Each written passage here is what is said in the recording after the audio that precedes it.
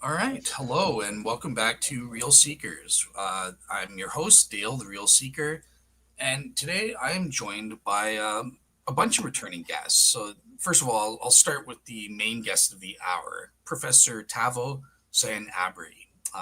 Tavo, how are you doing? Hi, Dale. Good to see you, and good to see Kevin and Juan as well. Hi. Good to see you Excellent. too. I see. I haven't introduced them yet, so they don't exist until the host. No, but yeah, no, it's great to have you back on the show.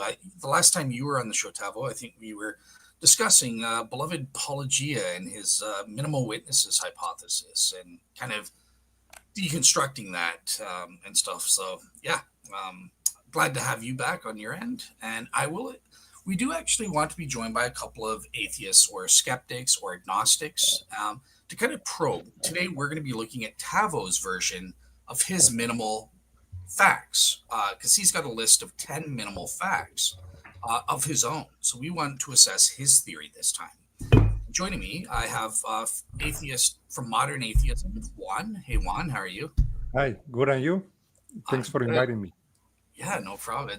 It's great. You've been on the show, I think, 3 or 4 times now, so Yeah. discussing various things. So, yeah, what have you been up to since the last time you were on the show? Oh, well, not well. I've been working on. Tabo is gone. He'll rejoin, I think, but it looks like he's Okay. sharing slides or something, Uh, or that's That Kevin's. those are my slides down there, but we'll figure yeah. it No out. problems. So yeah, well, just tell us what you're up to, and Well, at the moment, I'm working on a. I'm trying to make a comprehensive response to the tag argument, to the transcendental argument, because I think the responses in YouTube are very bad. So, and I want to make a good response to that encapsulates like all of the things said. So I'm working on that at the moment. awesome. All right, and last but not least, we have my friend and skeptic Kevin Non-Tradicath. Kevin, how are you? How have you been? Good, Dale. Thanks so much for inviting me to this conversation. I'm really looking forward to it. Your invitation prompted me to appear on YouTube for the first time in a little while. I've been busy with just like work stuff, so your invitation here has kicked my butt back into gear. So thank you for that. Interesting. Okay, I didn't know that you were kind of taking a hiatus from your YouTube there, but I mean, I just haven't put out a video in like 2 months. That's all. It's not like a real hiatus. It's just life. and, all right, cool. Well, yeah, welcome back to the show. And guess who's back? We've got Tavo back. So awesome. So yeah, basically, today's plan of action, we're going to be looking at the minimal facts of Tavo, and he's got about 10 of them. Just before we get into that, so obviously, some skeptics here or audience members will be aware that Paulogia has recently posted up his video going after me and Gary Habermas and that sort of thing. I've now I'm not going to be responding to that in this show at all. I am planning to do a response show, but it's going to be a little bit different because I have noticed that some well-known Christians who are friends of mine, like Lydia McGrew and David Paulman, who's a former co-host of mine. He's one of my great friends. They've kind of bought into Paulogia's lies on this front, and they think Gary has been a bit dishonest. So, look, as Christians, I think we're all brothers and sisters. So, I want to turn my focus from the addressing the atheists. I'm not going to do the response show that I originally had planned, which was going to be sort of a polemical expose, applying their own standards and exposing them in their hypocrisy. I'm not going to do that. Instead, I'm going to do a more edifying discussion addressing the Christians' concerns and try to bring the both sides together. So my hopes are if I can maybe bring on Ben Shaw again. Nobody's agreed yet, but Ben Shaw is Gary's co-author, and I obviously was Gary's co-host on the interview he did. And then on the other side, maybe I can get Lydia and David Paulman to come on and we can discuss these together because we want to be upfront and honest with everyone. And I know that Gary is scrupulously honest. He doesn't lie. So I want to try and defend his reputation and expose the truth as to what happened because I know for a fact we weren't lying. So that's it on the Paulogia drama for this show. Let's get straight into Tavo's actual minimal facts. And Tavo, for that, I want to turn it to you to give your sort of opening case. What are your 10 minimal facts? All right. I'm going to briefly recap what is a 30-minute video in this opening statement in about 5 minutes. So by the very nature of this task, I have to be a little bit too terse on some points. There's some arguments that I'm probably going to oversimplify, and there are many more evidentiary lines that I'll probably not do justice to. So I would recommend that people go to the video itself and really dive into some of the arguments that I present and dive into a lot of the facts. And again, please, maybe most importantly, fact check me on the arguments that I provide. The video's got about 700 views so far, but we've had about 200 comments, and they've all been really, really wonderful. All right. The second thing I want to say kind of as a preface is that, we've talked briefly about the minimal facts argument.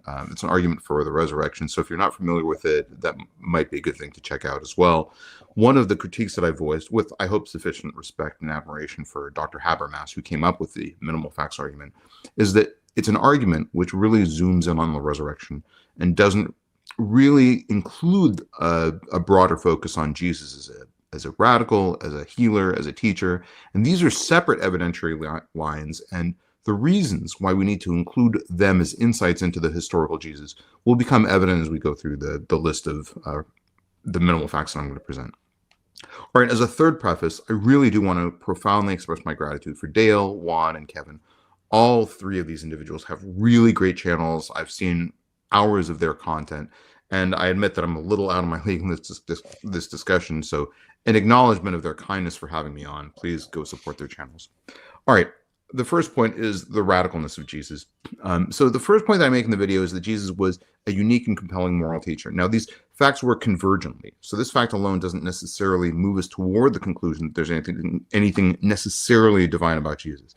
But there is a specific reason why we have to start with this argument as a prerequisite. And the reason is obvious if we kind of think about it, but it does get overlooked in a lot of the resurrection arguments. And that reason is because without a unique and compelling set of moral arguments, the resurrection as an event, whether or not it happened, would have really no impact on human history. So in other words, if I died tomorrow and then resurrected and appeared to 12 people or 1,000 people, it really wouldn't make any difference if I had no meaningful message to share. It would eventually just be forgotten as a footnote in history. So we often miss the fact that the teachings of Jesus are really still impactful even today on our theology, our philosophy, our political science. Hannah Arendt, who was maybe one of the most influential political science theorists of the last century, crafted a lot of arguments around a phrase that she liked to use and popularized them around the banality of evil. That's refined our understanding of historical, morally horrific episodes. She was actually heavily influenced by the teachings of Jesus. Centuries after Jesus' life, he also influenced Soren Kierkegaard, who later became the father of existentialism. Jesus also influenced Tolstoy, again, centuries after he died, and he became the father of nonviolent political movements, including Gandhi and Martin Luther King, who Jesus also influenced. So just briefly, in a time of resource scarcity, Jesus advocated helping those who are less fortunate. Under the thumb of a brutal military occupation, Jesus advocated turning the other cheek. Surrounded by his own enemies, Jesus advocated radical forgiveness. As a poor itinerant rabbi, Jesus underscored the need to remove financial incentivization from our spirituality. So Jesus advocated theology where God loves and cares for us. He underscored forgiveness is granted to anyone with a truly penitent conscience. He flattened the hierarchical structure by being the sole intermediary between ourselves and God. These are all really radical ideas, and Jesus espoused all of them in the time span of a very short career, probably about 3 years.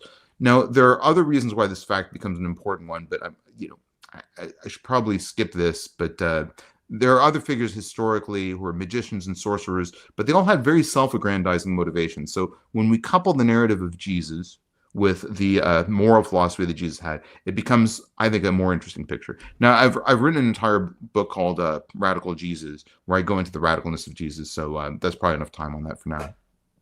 All right.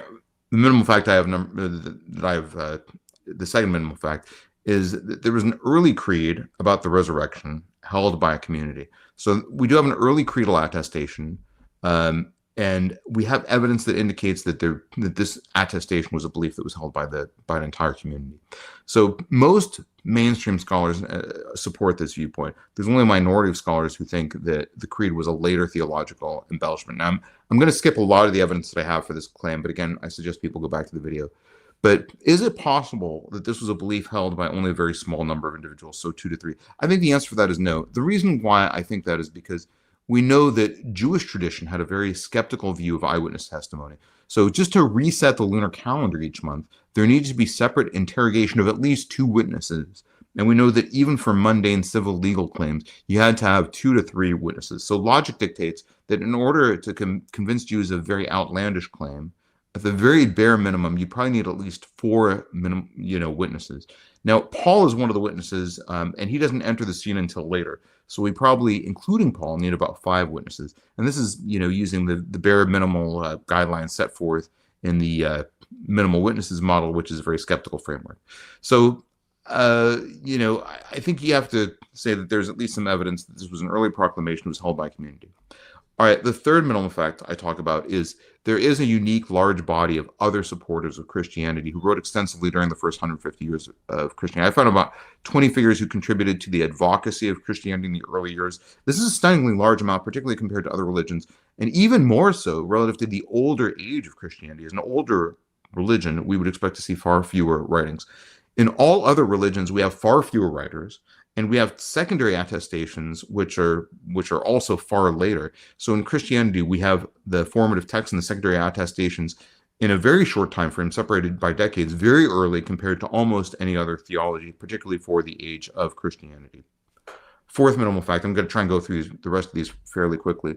The secondary attestations that we have are qualitatively different. They aim really a lot at historical reporting and factual accuracy rather than mythic storytelling, suggesting that the miracles of Jesus were understood as historical realities. They seem to emphasize historical grounding. They appeal to a living witness tradition. There's a regard for writing and historical methods. There's call-outs for specific challenges, verification, and fact-checking. And these are unique features when we look at attestations in other theologies. All right, fact number 5. There are hostile attestations around core theological narratives of Christianity. This is exceedingly uncommon. We have hostile attestations for very, very few other religious traditions. It's extremely uncommon that we see an antagonistic claim that has accordance over a specific factual point of the theological narrative. Now, I've made a video that goes into this extensively, so again, I'll be fairly brief on this point, and this is just an opening statement, but we have 43a of the Talmud, which says that Jesus was at least a magician or sorcerer. We have reports about Jesus in the Toledo Yeshu. We have the report from Josephus saying that Jesus performed paradoxical deeds. And we have a host of different Greco-Roman writers who also underscore this point. All right, fact number 6, many religions also venerate Jesus, often to the greatest degree possible in those religions attainable for a human, or even higher than that. Swami Vivekananda was a very influential Hindu thinker. He brought yoga to the West. He believed that Jesus was a yogi or avatar of Vishnu. And he said if he were around in the 1st century, he would wash the feet of Jesus, not with anointed oils, but with the blood of his own heart. We also have very influential statements by Gandhi, which I referenced in my video as well. Jesus is thought to be a bodhisattva in Buddhist traditions. The Zoroastrians say that maybe the trek of the Magi might have been part of a fulfillment of Zoroastrian prophecy, and they call Jesus a savior, or the word that they use is Seoshayant. This is exceedingly uncommon. The point is that, really surprisingly, many religions converge on Jesus. So much so that I think if you get to the point that you believe in God, I think it's really incumbent to think about reading the works of Jesus. Minimal fact number 7. Jesus is the only figure explicitly named multiple times, with a specific name multiple times in canonical Jewish literature, who is described as performing at least wondrous or magical acts without invoking the authority of God. So Jesus occupies in the Jewish canonical literature a very special place. Minimal fact number 8, the changes of Second Temple Judaism. So there is a coincidence that scholars have commented on, and this is across the spectrum beliefs, which is that Jesus' death appears to coincide with changes in Jewish religious, spiritual, and theological life. So, as an atheist, when I first started looking into 1st century Judea from an atheistic perspective, I would have thought that Jewish life would have gone on without any change after the death of Jesus. Instead, we see several things. We see breaches in the gates, doors, and barriers in the Second Temple in multiple traditions. That's, probably related to or mirroring the tearing of the veil. We see a sense that the presence of God was no longer in the temple. And then we see that all the Jewish atonement rituals and all the signs around those atonement rituals all stopped working all at once, all around the time that Jesus died. These are very surprising observations from an atheistic lens. The minimal fact number 9 is the rapid enduring spread of early Christianity. This does remain difficult to explain through ordinary social and historical causes. We know that Christianity reached Rome with a large enough requirement for banishment from Rome by Claudius in the year 49. So, and we know some people were probably uprooted from their homes. So in less than 20 years, there were enough Christians in Rome to raise some sort of a fracas. That's in and of itself is a pretty impressive degree of spread. I go into more details about the spread in my video. Minimal fact number 10, the story of Jesus contains several internal mysteries that resist easy explanation. His followers became emboldened after his death. James was converted. The tomb was reported empty. Peter had a transformative experience.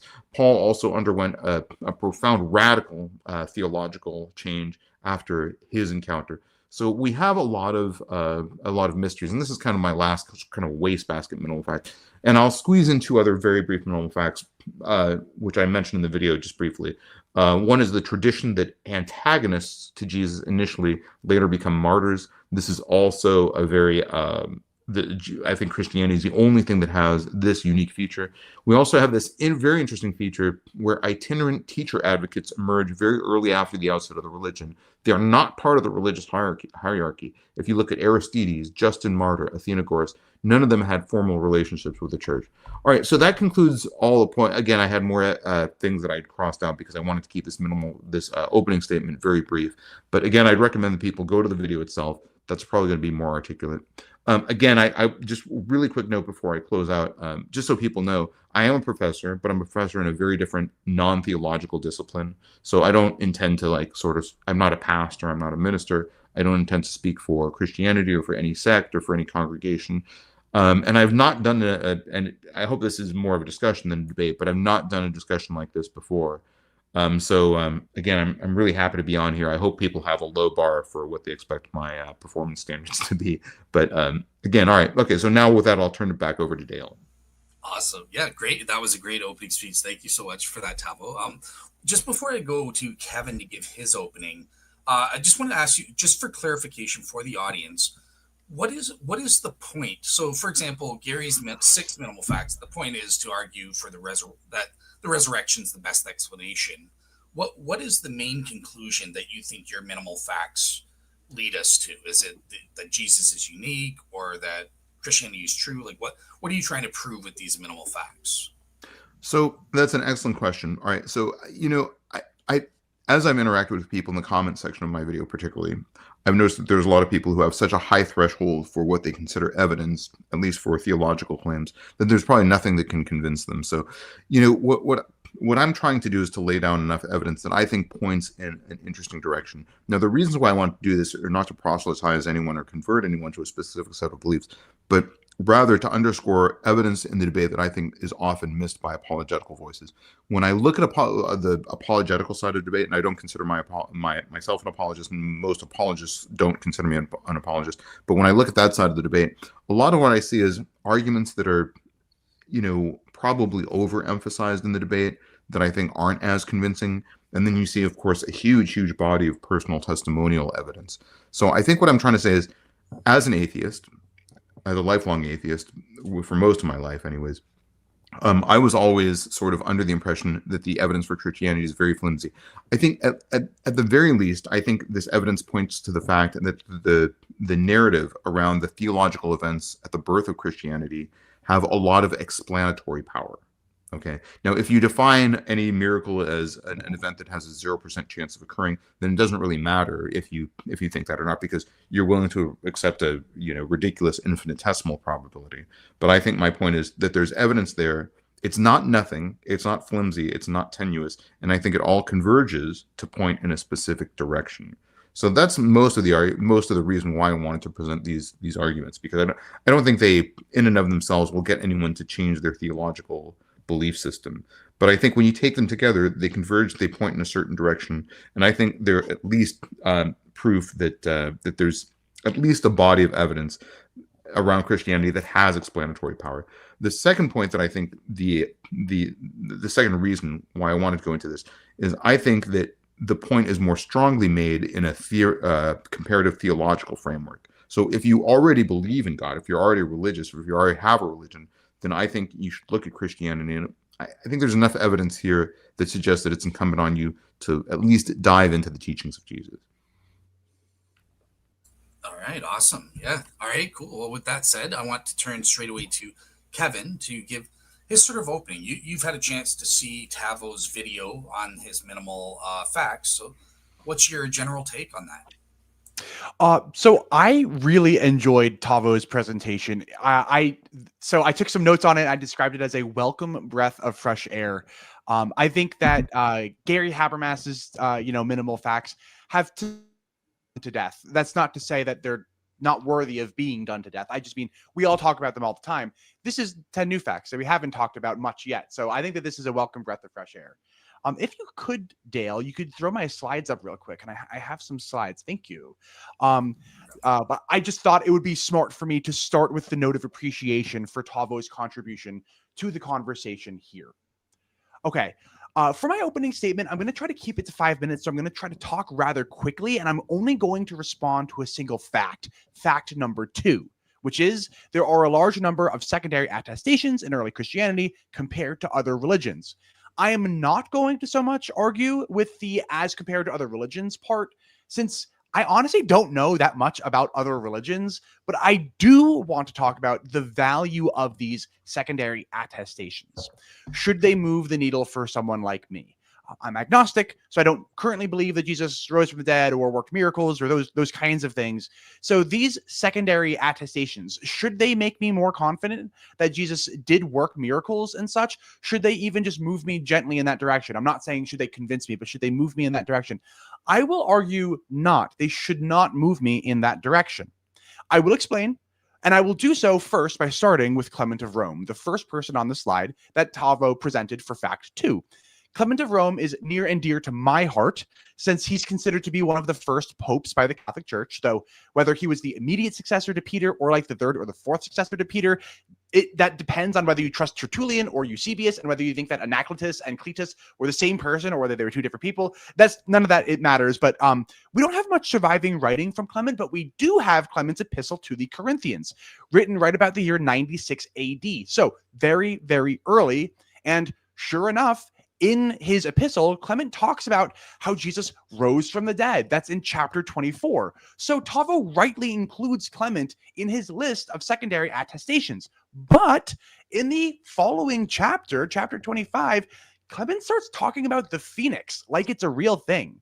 Clement says that there's this bird that lives for 500 years and then it dies. So every 500 years it dies. And when it dies, the body decomposes and then the worm comes out of the body of the phoenix and it eats all the juices of the phoenix. And then that worm grows feathers and it turns into the phoenix. And then when it gathers enough strength, it carries the bones of its parent and brings them to the city of Heliopolis in Egypt, where, quote, in the sight of all men, it places the bones on the altar, and then the Egyptian priests can come and they inspect the bones, they check the registry of dates, and sure enough, every single time, it's been exactly 500 years since the last time that this has happened. Weird, right? Well, maybe not that weird. I mean, Ambrose talks about the phoenix too. St. Ambrose of Milan, who lived in the 4th century, so hundreds of years after St. Clement, in the phoenix. Ambrose tells essentially the same story. So it's very just widely believed in the ancient world that there's this phoenix and then it dies and then the worm comes out of it and then the worm eats the body of the phoenix and then, that whole thing. And it's common knowledge in the sense that, like, dude, just go to Heliopolis. Check the registry yourself. The priests have a registry in the sight of all men. This happens every 500 years. Like, this is common knowledge, dude. Like, so, and in fact, what Clement is doing in his epistle is he's comparing that to the resurrection. He's like, hey, look, the resurrection isn't that unlikely because the phoenix resurrects, doesn't it? So why doesn't Jesus resurrect? So I don't know. I think that's just kind of weird. I'll talk more about that later. Just really, really briefly. Clement's not the only weird one. Let's talk about Justin Martyr. So Justin Martyr believed in weird things about demons, like how demons were the offspring of angels and men. And so Catholics actually cannot believe this, right? So the Fourth Lateran Council directly says, like, demons are directly created by God. They are fallen angels. So you're not allowed, if you're Catholic, to believe that what demons are is the offspring of angels and men. But then it gets weirder. Justin Martyr starts talking about how the demons are, they stood in need of the incenses and the sacrifices that the pagans would burn to them. So, like, the demons, like, feed off of the incense that the pagans burned for them or something. Very strange, very weird. Polycarp of Smyrna is also weird in some regard. Now, okay, I am cheating on this one a little bit. Like Clement, we only have one surviving writing from Polycarp, his epistle to the Philippians, and I'm not quoting the epistle of the Philippians. I'm quoting the martyrdom of Polycarp, which, as you can imagine by the name, was not written by Polycarp because it was written after Polycarp died. But I'll get to who wrote it later. But regardless, this story includes this part about how some people were trying to kill Polycarp. So they bound him to a stake. They piled wood all around him to burn him. And then when they lit up the fires, the fire formed an arch over Polycarp's body. And Polycarp started to turn golden like bread. And he started to smell like incense, not burned flesh. So then someone has to go and stab Polycarp because burning him isn't working. But when they stab him, a dove comes out of his bread body, and then blood comes out. So much blood that it actually extinguishes the fire all around him. And like, that's a super crazy story, right? So you might think that like the person who wrote this was obviously like allegorizing or something, but like, no. So the epistle starts with saying like, we are writing this to you, we being the church in and I forget the city, and then it's Smyrna, the church in Smyrna, and they're writing to the church at Philomelium or whatever the name of that city is. But then at the end of the letter, this guy goes, by the way, this is I, Socrates. I transcribed this story from Caius's copy, and Caius transcribed his copy from Irenaeus's copy. And Irenaeus is the disciple of Polycarp. So like Irenaeus would know that this story is true. So like, boom, served. Okay, so again, like a really weird story in just the ancient world. Why am I talking about any of this? Because of presentism. Not everyone throughout history, not even everyone today, is weird, where weird means Western, educated, industrialized, rich, and democratic. Democratic, don't really worry about that, but I use this acronym sometimes, weird. Clement never met a phoenix, and Justin never met a demon. Neither of them met Jesus either. They make secondary attestations to both Jesus and the phoenix, both Jesus and the demons. I don't believe Clement when he talks about the phoenix, even though we have Clement's secondary attestations about the phoenix. I don't believe Justin about the demons, even though we have Justin's secondary attestations about the demons. So why should I put much credence in Clement's or Justin's attestations about Jesus? Even worse, I don't believe the story about Polycarp, even though we have this like chain of custody from Socrates to Caius to Irenaeus, and Irenaeus personally knew Polycarp. So like, if I should trust any of them, I should trust that one. But I don't believe that a dove sprang forth from the stab wound in the bread body of the dying Polycarp. I don't believe that. And I don't believe that probably because I'm weird. I'm Western educated. We all are. Everybody who's looking at, well, maybe not everybody's going to be Western, but all of us on the call today are from Europe and the Americas. So we're Western. We're all educated. We all come from industrialized countries, and we're all rich, globally speaking, at least. You know, I don't mean that we're all millionaires. I just mean that globally speaking, we are rich. The ancient world wasn't like this. It's just very different.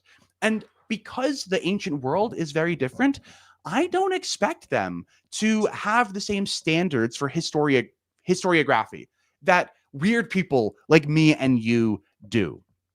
These ancient writings aren't very much like a modern history book, and I shouldn't expect them to be. That's essentially the end of my presentation. Oh my gosh, I was not advancing the slides here. I am so sorry. Nice.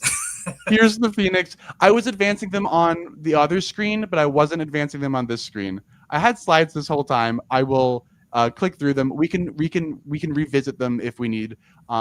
Just a few final questions, I guess, to prompt conversation when we get to the open conversation part. So I'd like to ask Tavo what the Didache is doing on this list. Only because, so, you know, I have read the Didache, but I guess it's been a minute. I don't remember the Didache saying anything about Jesus per se. I just remember it being like a list of rules for early Christians to follow. So I just wonder what the purpose of the Didache is on this list. And then another question for Tavo would be for folks like Papias, Quadratus, and Aristides. We don't have any surviving works of theirs. We only know about all of them from Eusebius in the 4th century. So I just thought that they were maybe like a little bit out of place because like the rest of the list is legitimately from like the late 1st and 2nd centuries. And And then Quadratus, Aristides, and Papias all technically come from the 4th century because they only come from Eusebius. So I was just wondering, like, what the thought process there, including them. They just looked a little bit out of place to me. So that's just questions that I have. But otherwise, that's it for my list, and those are the questions that I had. Thank you for listening to me talk. No problem. No problem. So, all right. So, did you want Tavo to respond to your questions now, or wait for the cross-examine part? I'm gonna be honest. I didn't prepare like questions for Tavo, like a cross-examination. I was just planning on like doing my little presentation and then going to like an open conversation. Okay. I'm not one much for like debate, you know, but I'd love to have a conversation. Yeah, sure. Okay. So just before we go to Juan, because he obviously has to make his opening, I do have one quick question for you. So I found your presentation. First of all, KJX says a great presentation for thank you. Tranny cats. So, yep. But I have a question. So you focused in on fact number 2. I'm just curious, with relation to the other minimal facts that Tavo lays out, did you not really have much of an issue with them? Is that why you ignored them, or was it just timing? You had to pick one, or like why did you exclude the other facts? So some of them I straight up agreed with. Fact number 1, I do think that Jesus was pretty like revolutionary in terms of his moral teachings. I agree. So I don't disagree with all of the facts. Fact number 4 I thought was similar to fact number 2. And you have to forgive me, I didn't write down fact number 4, but I remember it being kind of in the same vein. So by responding to fact 2, I'm also kind of responding to fact 4. But to answer your question, most honestly, Dale, it was a time thing. I wanted to try to keep this to 5 minutes. I am sure that I went over 5 minutes as is. And so I wanted to try to keep it short. So that's why I kept myself only to fact 2. Yeah. Yeah, fair enough. Awesome. All right, cool. Well, Juan, without any further ado, I want to turn it over to you to give your opening. You've had time to see Tavo's video on his 10 minimal facts. So what's your take on that? Yeah. So, okay. So, yeah, I have a response for each fact. So if you give me maybe 12 to 15 minutes, I will try to be quick. By the way, everyone way over 5 minutes. But okay, whatever. So fact number 1 about Jesus being an impressive moral teacher. Okay, I kind of agree with this. I don't really disagree. I will simply say that we have other people like Buddha or maybe Confucius or Gandhi who could be, say, like a comparable thing, right? They were also very advanced moral teachers. So the second fact about attestation. So the first thing I will say is that church fathers like Ignatius, many of them wrote around a century or more than a century after the alleged events took place. They were not first-hand eyewitnesses to the events. I don't think they really count as independent attestation any more than the modern Pope does, right? I mean, but the argument Tavo is making is, okay, why is there so much more attestation for Christianity than for other religions? And what I will say here is that when Christianity grew and the Catholic Church became the dominant religion, the dominant institution in the Middle Ages, a lot of preservation effort went into preserving those books from the early church, like from the church fathers and so on. So a lot of them got copied and preserved, which would have otherwise been lost. So the Catholic Church had many monks, many scribes, many people dedicated to preserving those writers, which other religions did not. So that's why we now see all of so many sources, right? There was another thing I found, this short quote by Bart Ehrman, and it's saying that books were more important in Judaism as compared to other religions. The quote is this: for modern people, it may be hard to imagine, but books play virtually no role in the polytheistic religions of the ancient Western world, right? So Bart Ehrman in the book Misquoting Jesus, he's saying that many of these other religions had less interest in writing things down as compared to Judaism, who is considered to be a religion of the book. So maybe this could also explain why we have more writings later on. So the third fact about the legal system of Judaism requiring multiple eyewitnesses, right?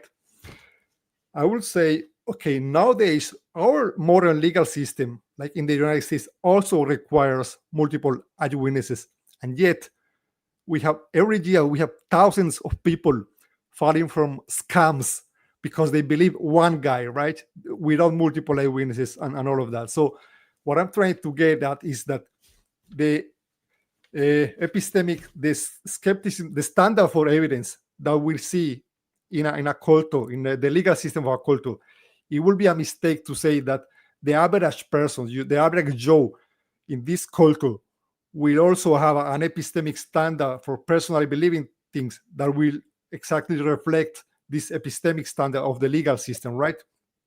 Another example, I come from Colombia, for example. Our legal system also says that you need evidence, multiple eyewitnesses, and all of that.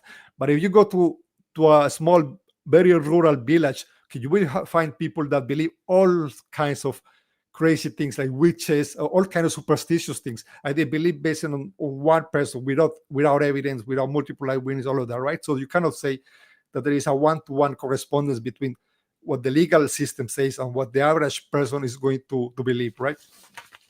And about the creed being early, I will simply say that Robert Price has given some examples of legends that develop early.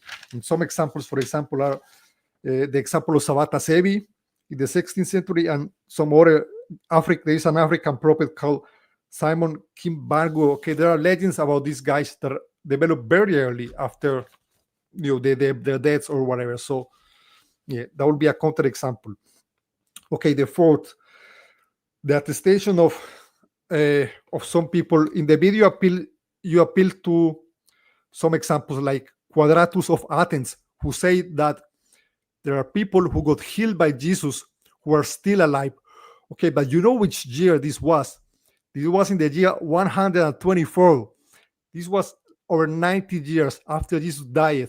I mean, just think, 90 years after Jesus died, what are the odds that someone who got healed by Jesus will still be alive and around? I think it's very unlikely. I mean, even if there were like 10, there will be about 100 at that point, right? So that would give me some reason to doubt that. Maybe I'm not gonna say Quadratus was lying. I will just say maybe he heard us from somebody else and he was kind of gullible maybe a bit and he believed that. You also appeal to another example was Justin Martyr, and you appeal to the Acts of Pontius Pilate as a record. And you say that these are Roman records. I think it would be a mistake to say that because the name is called Acts of Pontius Pilate, then this will be a Roman record. Now, what I will say here, the reason why is because in that early 5th century, there were a lot of documents that were forged and had wrong names attached to them. For example, we have the Gospel of Thomas, we have the Gospel of Peter, we have the Acts of Peter. We have many, many examples of forgeries of people misattributing documents.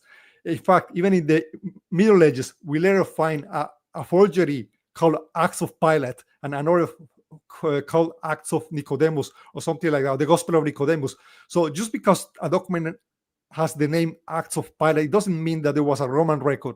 And another reason why I would doubt it was a Roman record is because Richard Carrier has said that this contradicts what we know about Roman record keeping. Like he said that we know Romans did not keep this kind of records of crucifixion of regular criminals, right? So because of those reasons, I will be inclined to believe that even if there was a document, that this was probably a forgery or a misattributed document. Okay. The sixth, you talk about documents in Jewish literature describing Jesus as a magician or a sorcerer. Okay, I do think, so you have a few examples, right? The Talmud, for example. I do think that this is a polemic in response to the Gospels, right? I found something online. He says this account is considered by many scholars to be polemical counter-narrative to the Christian Gospels, not a reliable historical attestation of events, right? The account also says that Jesus got stoned instead of being crucified, right? So I will ask myself, if they got such a basic fact wrong, how reliable, how much weight will place on this being a reliable thing, right? You also talk about Josephus, but Josephus, his testimony is very contested. There are many scholars that think that this is a forgery. It was a Christian interpolation. So it's not accepted by everyone that Josephus wrote this. And you have a third example, which you say was very interesting because it was not found in the Gospels, the story. So you say that, okay, this disproves the idea that this will be a polemic against the Gospels. But nothing happens in this example. What happened in your story is there was a guy, a rabbi who got bitten by a snake, and another rabbi was taking care of him. And then a man came claiming to be able to heal in the name of Jesus, right? But the rabbi said, no, thank you. He was denied. He said, no. And that's it. And then the rabbi later died, right? So no miracle happened. Nothing happened, right? So I don't see like exactly what is supposed to be very impressive about it. Like, if anything, this only establishes that there were some people back then claiming to be able to heal in the name of Jesus, which is consistent with, just Christians being around, right? So you other fact, okay, you say about how people from other religions like recognize Jesus as a divine being. Okay, first of all, the Dalai Lama did not say that Jesus is a divine being. He said he was like a bodhisattva, which is a person that is very advanced in the path to enlightenment or enlightenment, but he still counts as a person. He doesn't believe that Jesus is a divine being, right? So maybe indeed somebody from Hindu does believe that Jesus is like divine, like an avatar of beast or whatever. But I actually found the same for Buddha. This is what I found. Early Christian writers like Clement of Alexandria viewed Buddha as a holy man, and in the Middle Ages, the Buddha story was adapted into the life of the Christian saint Josaphat. This adaptation led to the Buddha being venerated as a saint for centuries, a fact only understood by Western scholars in the mid-19th century. So we also have, I even found something in the internet there are people who call themselves Christian Buddhists, right? So they also believe that Buddha is like a holy man or a saint or whatever. So it would be like the same thing, right? What else was the seventh? About the one about the temple, right? I actually have a longer. I found a Jewish website responded to that. They say that the timing is not it's not really exactly 40 years before the destruction of the temple. They say this actually goes back to hundreds of years before that, and it began with the death of a guy called Shima Hatzadik. And they claim that it was actually a slow death, starting from that point, and that it became a bit stronger, like a generation before the destruction of the temple, which means we will be like 40 years. But the claim is that this actually started before that, so the timing is not it's not such an exact consequence as you say. Okay, and the last thing about Christianity having an impressive, very fast growth, right? I would say sure that there is the growth of Christianity is very impressive. I will give two counterexamples. We have Mormonism, which grew at a comparable rate back then, and we have Islam, which also had a very impressive growth rate. Like, look how many Muslims we have today, right? Billions. So it also grew very, very fast. So I would say maybe it was some kind of accident of history, or Christianity got lucky some way. Also, I will appeal to a book by Richard Carrier called Not the Impossible Faith, in which he gives many arguments to why the success of Christianity was not, super impressive. Yeah, I think we can just leave it at that. All right, perfect. Thank you so much for that, Juan. So, all right, cool. So at this point, before we transition to the informal discussion part, I guess I just want to turn it over to each person, maybe to ask 2 or 3, if you have them, clarifying questions to each other. So let's start that way. So I'll start in reverse order. So, hey, Dale, would it be okay if I offered some counterpoints? Because I think if we get too far into other points, we're going to lose the sort of train of thought that I've taken some notes. Would that be okay? And then we can go into questions. Yeah, sure. Okay. So let's go into your Tavo. We'll let you sort of lead. And so this is sort of a discussion. Again, I trust my guests. Try to not interrupt each other, but also, when you're talking, try not to ramble on too long. Just be mindful that others want to talk. If a couple people are talking back and forth and you want to get in, maybe you can like raise your hand, or I don't know how Tavo would give a signal, but yeah, Tavo, maybe just write in the private chat that you want to get it, that you're wanting to get in, and then, wrap up.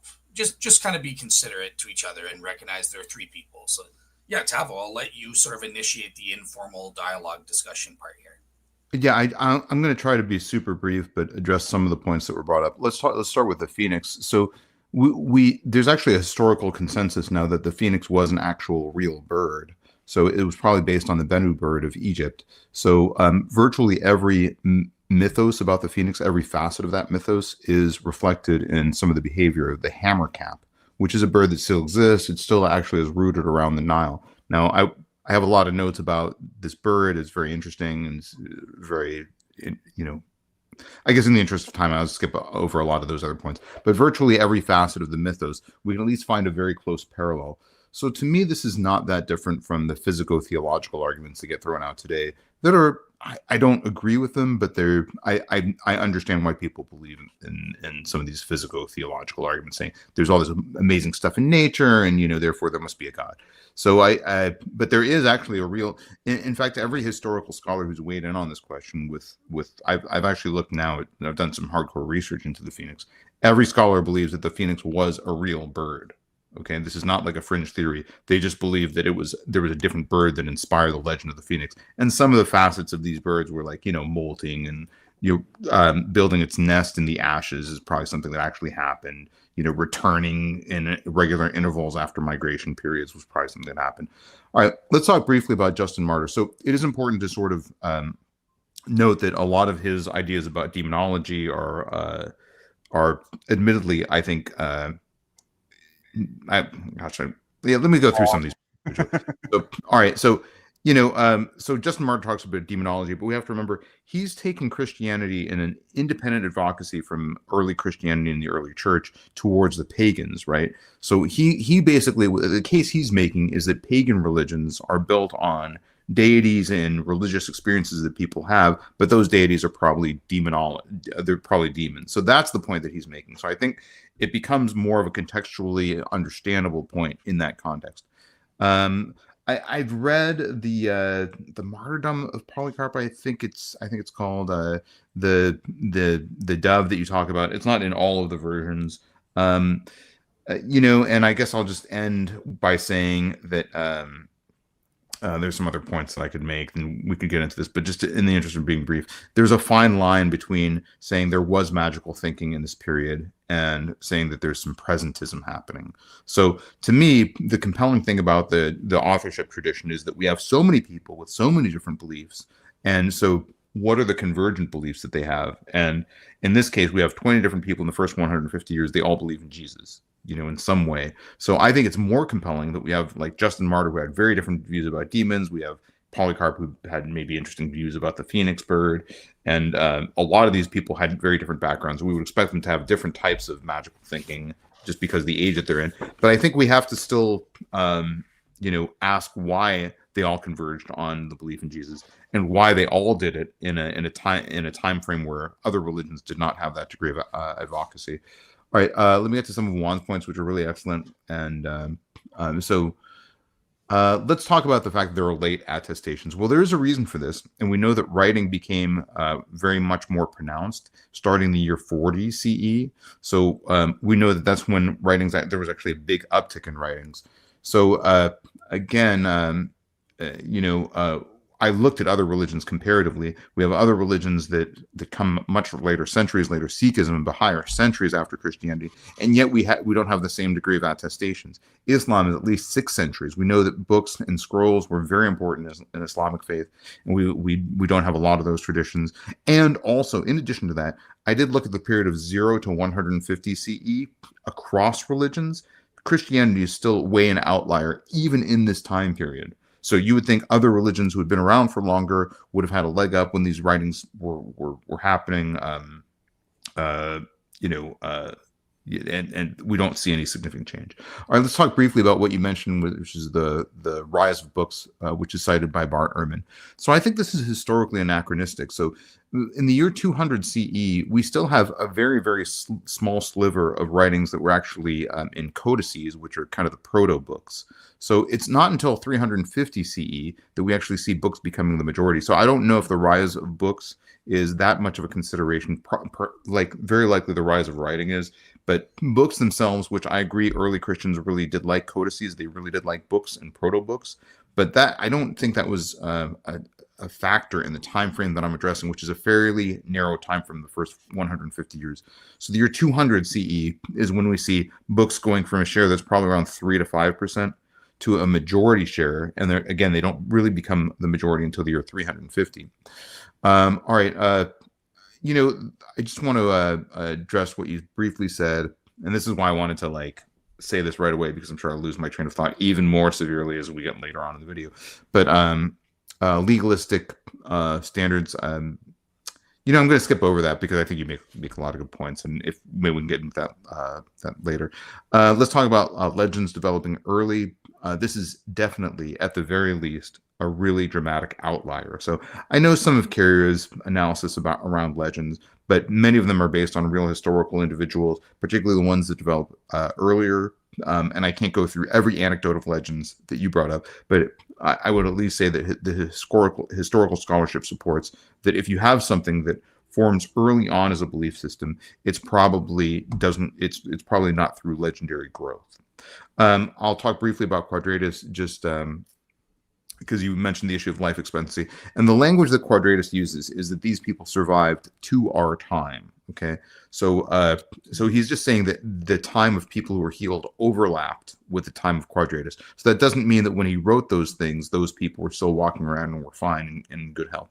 Also, we sort of missed the point that people had a much earlier life expectancy, and so to us that translates to the fact that they must have all died at a much younger age. That's actually not true, right? The people who lived long lives probably still lived long lives. I have a friend recently who passed away. He was one of my best friends. He's 103 when he passed. So some people do live to a longer time, and we shouldn't say that the average lower life expectancy translates to some people who were not longer lived necessarily. Justin Martyr's appeal to acts of Pontius Pilate, that's fraught. We don't know what the acts of Pontius Pilate said. We know that religious forgeries did not really become prominent until at least the 8th century. So there was probably not the first major thing that we have that is a religious hoax is I can't remember the name of the document. I think it's the donation of Constantine.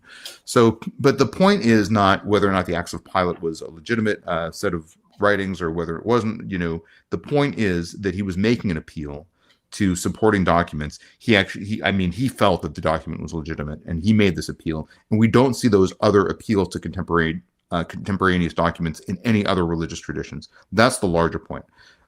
Your point that the Talmud is polemical, that's obviously the counter argument to this. But on the other hand, again, we don't have any antagonistic arguments for other religions. So again, comparatively, I think the point is still persuasive. And moreover, I think it's a bit of a mistake to say that this is purely polemical, because we know that Jesus was performing miracles in the Talmud, in the Toledot Yeshu, and in other traditions where these are not things that Christians talked about early in their religion. So we don't know where these miracles came from. But another important point to make is we have preserved through Jewish writings hundreds of counter arguments against Jesus. Now, none of those counter arguments just say nothing happened. Let's look at the miracle of Fatima, right? We have a lot of writings about the miracle of Fatima, but we have thousands of people who say, I was there, nothing happened. I looked up at the sun, I didn't see anything. So I don't know what people are talking about. People around me were reacting, but there are thousands of people there potentially who didn't see anything at all. So I think it's just, I would expect with hundreds of arguments, at least some of the arguments would just say Jesus was mundane. He didn't heal anybody. I know the account that you're referring to. Just briefly, you said Jesus was stoned, and this is an incorrect historical detail. The part of the Talmud that I'm citing, Sanhedrin 43a, says that Jesus was hanged, not stoned. It does say the followers of Jesus were stoned, and people normally accept that hanging was kind of a euphemistic way of reporting the crucifixion. So Josephus briefly does talk about paradoxical deeds. There is some debate on this point, but most scholars agree that the words paradoxical deeds are probably from the authentic testimony of Josephus. The story about the rabbi being healed that you mentioned, I agree, it doesn't necessarily prove that the rabbi could have been healed, but there was this understanding. In other words, this is, I think, from Shabbat 107a, which is, I believe, part of the Talmud, and people who are Jewish scholars can correct me on this if I'm mistaken about this stuff. But there is this assumption that this rabbi could have been healed, and the writing criticizes the rabbi the writing extols the virtues of this rabbi for not accepting the healing. They're saying it's good that he died as a believer rather than accept a healing which would have corrupted him or would have ascribed to some evil. So I think there is at least an expectation. So next point, does calling Jesus a bodhisattva mean that Jesus was thought to be divine? No, as I state, I think correctly in my minimal fact, this is essentially the highest theological rank that is attainable for a human being. And my point is that there aren't these traditions about other individuals. I agree that Buddha is very venerated in other religious traditions. I think Buddha had some really, really wonderful beliefs. I think Buddhism has a lot to teach. But again, it's not super common for religious figures in general to be venerated by so many religions. If you look across religions, Buddha is venerated in a couple of different traditions. He's definitely venerated by a couple of different sects. For instance, like you have Gottfried Leibniz, who was a really, really passionate Christian, a great mathematician, and he extolled the virtues of Confucianism. He brought Confucianism to Europe, but he brought it over as a philosophical tradition. So my point is still that, yes, there are examples, but agree to the degree to which Jesus is venerated across almost every religious tradition is extremely uncommon. If we look at deities, like there's no Christians who believe in Ahura Mazda, right? There's no Jews who believe in Muhammad. So I agree that some religious figures are venerated. The next thing you say is that this was not a 40-year period. So try to wrap up in the next couple minutes. My last point. The period of 40 years is explicitly recognized in the Talmudic writing. So I probably don't have enough background in Jewish scholarship to really debate the evidence for why it may have been a longer period. But people can go to the video itself. You can look at the quotes. The Jerusalem and Babylonian Talmud both say 40 years. Josephus, I believe, also says 40 years. And there's other Jewish writings like Second Baruch, Lamentations, that all cite this 40-year time period. So I'm not saying it was exactly 40 years, but I'm just saying it is sort of a coincidence that this lines up, that something theologically impactful happened in terms of Jewish theological, spiritual, and liturgical life. It was probably in the same time frame. I wouldn't expect that Jews now would agree with that time frame, but at least we have ancient Jewish writings that are congruent with it. Okay, I know that was kind of long, but I did want to address those points because I'm sure I'm going to lose my train of thought as we get deeper in the discussion. No worries. Thank you for that. So at this point, I just, because we are almost at the 1 hour mark, so I just want to confirm with each of their guests. Do any of you guys have like a strict time limit? Should I be trying to organize this? Juan, you're good. Kevin, do you have a strict time limit?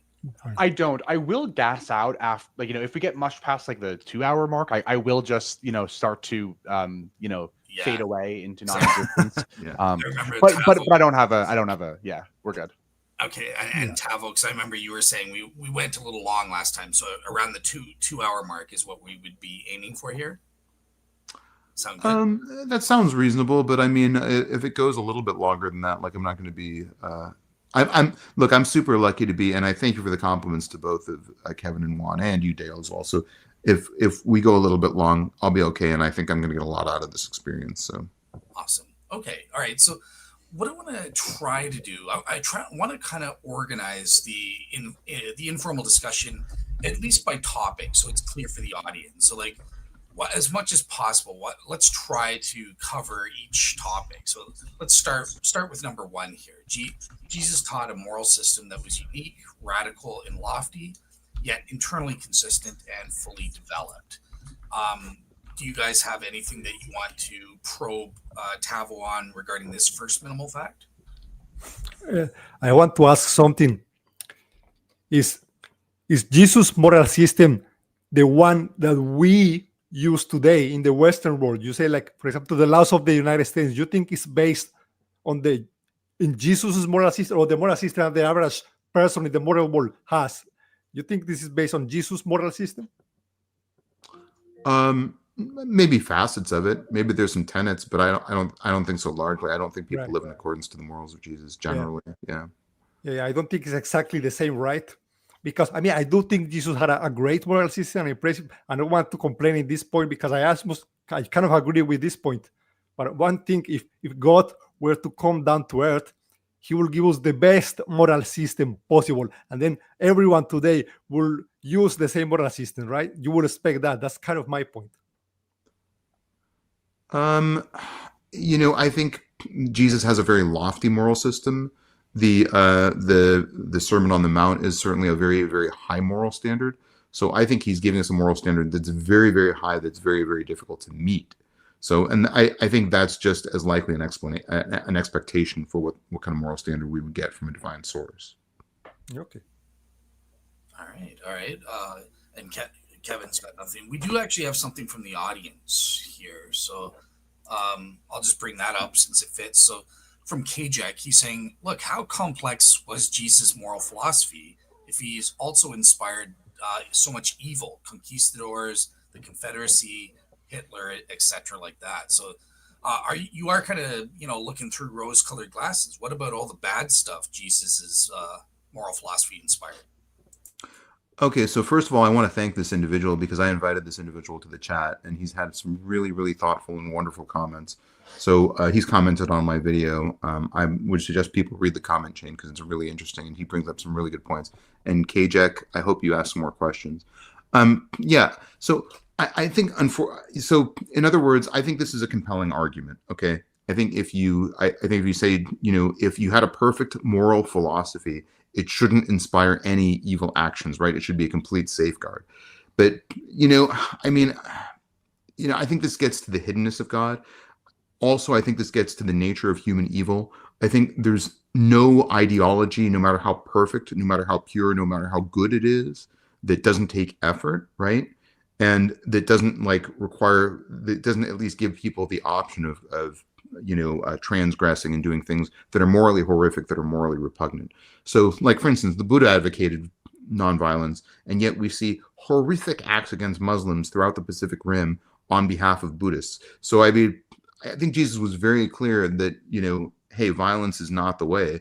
And yet we see a lot of people being very violent in the name of Jesus. I'm glad that you bring up that Hitler was... Well, I think that's enough for this point, but I think that humans are so evil in many circumstances, including in banal and very repugnant ways, that we could take any moral philosophy. It doesn't matter how pure it is. It doesn't matter how good it is. And we're going to contort it into a tool for our own self-aggrandizement. But it's an interesting question. I look at some Christian behavior and I say, are these really the people that I want to throw my hat in with? And I think that's a very compelling argument. And I've weighed in on this in my own video. But very good question by Kajek. I hope you ask more questions. Awesome. Yeah, I've got a bunch starred, so we'll come to them as they're relevant. But okay, so that's it on minimal fact number 1. I know that definitely you guys have something to say about minimal fact number 2. That there is this remarkably large number of secondary sources about Jesus compared with the founders of other religions, and maybe we can combine that with number 4 because they're kind of related. The secondary attestation. Appear to aim at factual accuracy. Okay, so yeah, minimal facts number 2, 3, and 4. They're all about the early history there. So, Kevin, I'll start with you. Is there anything you want to discuss with Tavo on this front? Yeah, maybe a quick question. So Tavo, during your little response to my response section, you mentioned something about how historians agree that the Phoenix was real. And if I may, I'd like to propose an alternate phrasing of what I think that you were getting at. I think that what you're getting at was that historians agree that there are real birds that inspired the story of the Phoenix. Not that there was actually a bird that had a 500-year lifespan that every time that it died, a worm came out of it and ate, I can put the quote back up on the slide if that's going to help. Because I didn't actually, so not this one, let me actually do the right one. So here's what St. Clement has to say about the Phoenix. as the flesh decays, a certain kind of worm is produced, which, being nourished on the juices of the dead bird, brings forth feathers. Then, when it has acquired strength, it takes up its nest, in which are the bones of its parent. And bearing these, it passes from the land of Arabia into Egypt, to the city of Heliopolis. And in open day, flying in the sight of all men, it places them, the bones, on the altar of the sun, and having done this, hastens back to its former abode. The priests then inspect and the registers of the dates and find that it has returned exactly as the 500th year was completed. So we're not trying to say that this actually happened. We're just trying to say that there are real birds that inspired these stories, right? Yeah, exactly. And I mean, a certain kind of worm sounds like a bird right after it comes out. Bringing forth feathers could be the process of molting. And by the way, Pliny also attested that the phoenix is real, although he viewed it through a lens of a little bit more skepticism.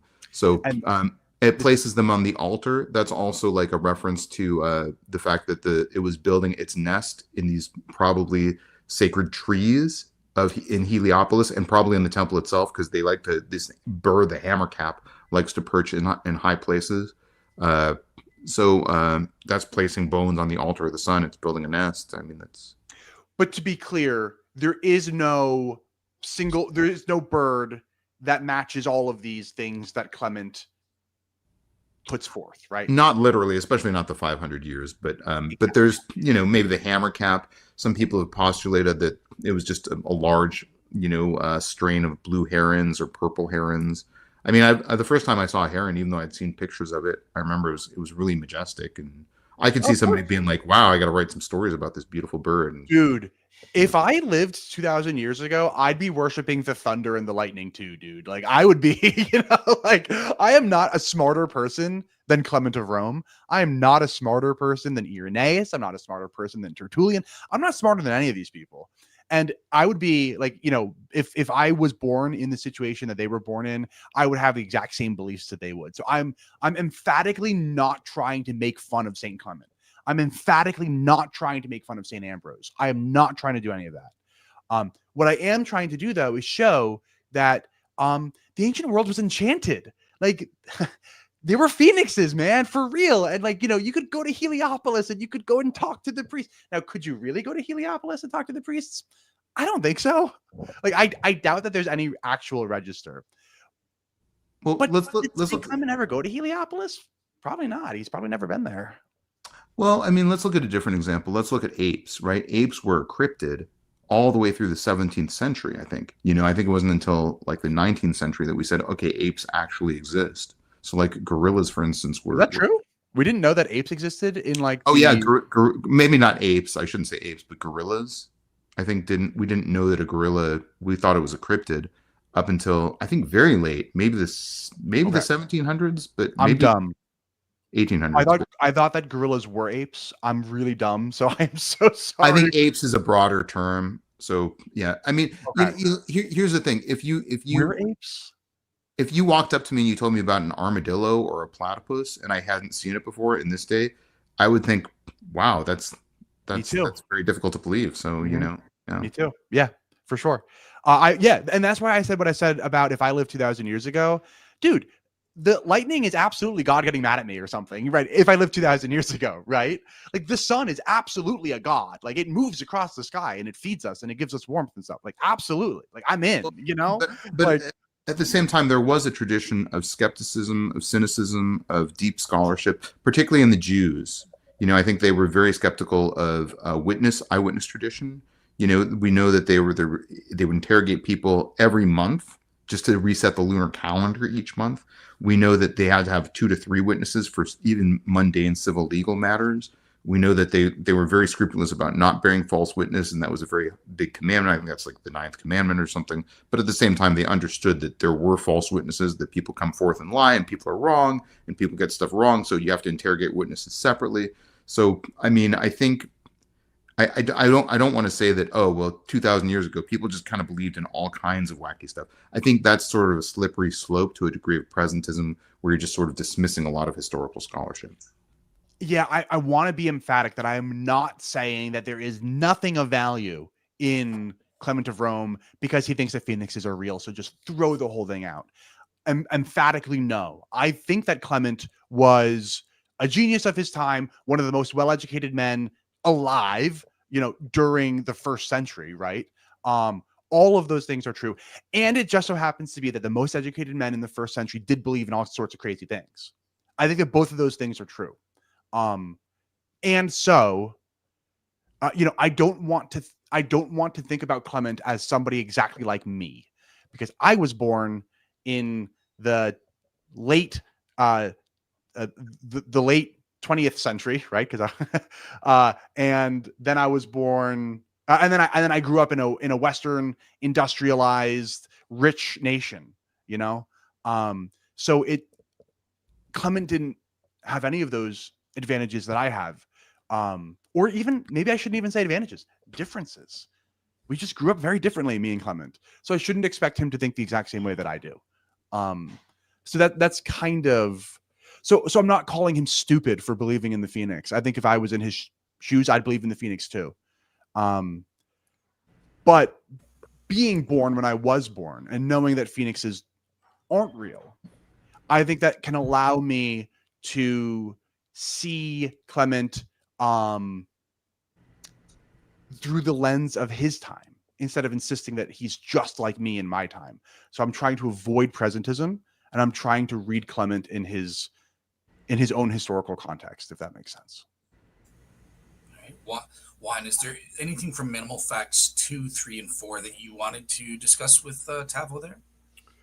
Right. I just want to make one quick clarification to his rebuttal. When you criticize the quote, Bart Ehrman's quote, I think when Bart Ehrman says that Judaism is a religion of the book, I don't think he means like books in this way, like you have to be in this specific way as a way of codices. I think what he says will also apply to scrolls or to any writing. I think he's mean like in the general term of the writing being more important, like sacred writings being more important in Judaism than in other religions, not to the physical books which came later in the 3rd century, 4th century, whatever. Right.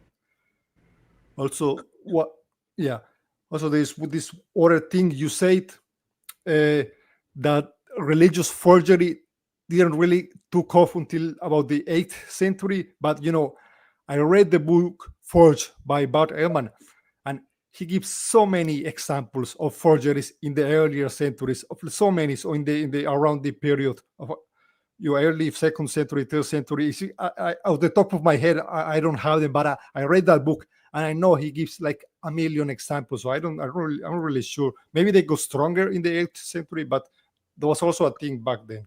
So this is an important clarification. Ehrman does use the term forgery in a way that is a little bit anachronistic if you apply it to ancient writings. So there's a pseudo-epigraphical tradition that would be like, if I'm like, it would be like if you all put out a video summarizing my minimal facts, then you would offer it.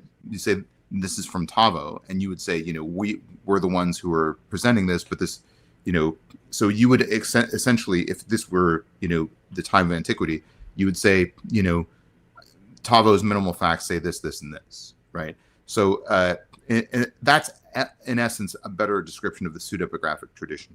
People have criticized across the religious to agnostic and secular spectrum. People have criticized Bart Ehrman's a little bit anachronistic use of the word forgery in this context. I was going to bring up that exact point, Tavo, because I don't know if you saw my eyebrow arch up when you said that like forgeries didn't start in earnest until the 8th century. And then I thought about it for a second, and I thought, I bet that Tavo is differentiating between pseudepigraphy and forgery. So maybe, can I ask a clarifying question?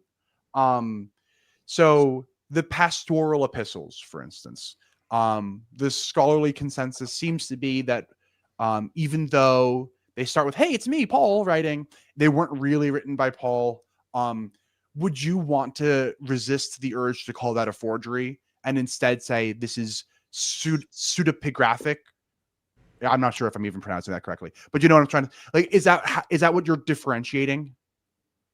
Yeah, I mean, so if you're asking like the non-authentic Pauline letters of Paul, what would I do with those? I mean, I think it becomes more nuanced because I'm kind of okay like lumping them in with the letters of Paul, but I'm also okay like acknowledging the point that it was maybe one of Paul's students or it was maybe somebody in the Pauline community. Like I think that Matthew probably wrote the Gospel of Matthew, but by that I mean it was like a Matthean community, so I think an understanding of that is reasonable, and it's more nuanced. I don't know that I say that you have to like label these as anonymous because I did Dale saw, I think, my whole video on the anonymity of the Gospels and other early works. And I think that gets into a whole other debate. I encourage people to watch that video.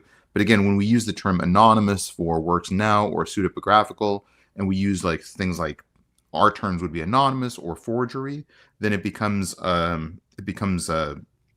I think problematic. But it is important to know that there was an uptick in medieval forgeries that probably doesn't apply to the era of antiquity. And these are true hoax-like forgeries. Like we're talking about the donation of Constantine, which was, a faked, forged hoax document. So my point is, because a lot of Christians will say maybe the Gospels were a hoax.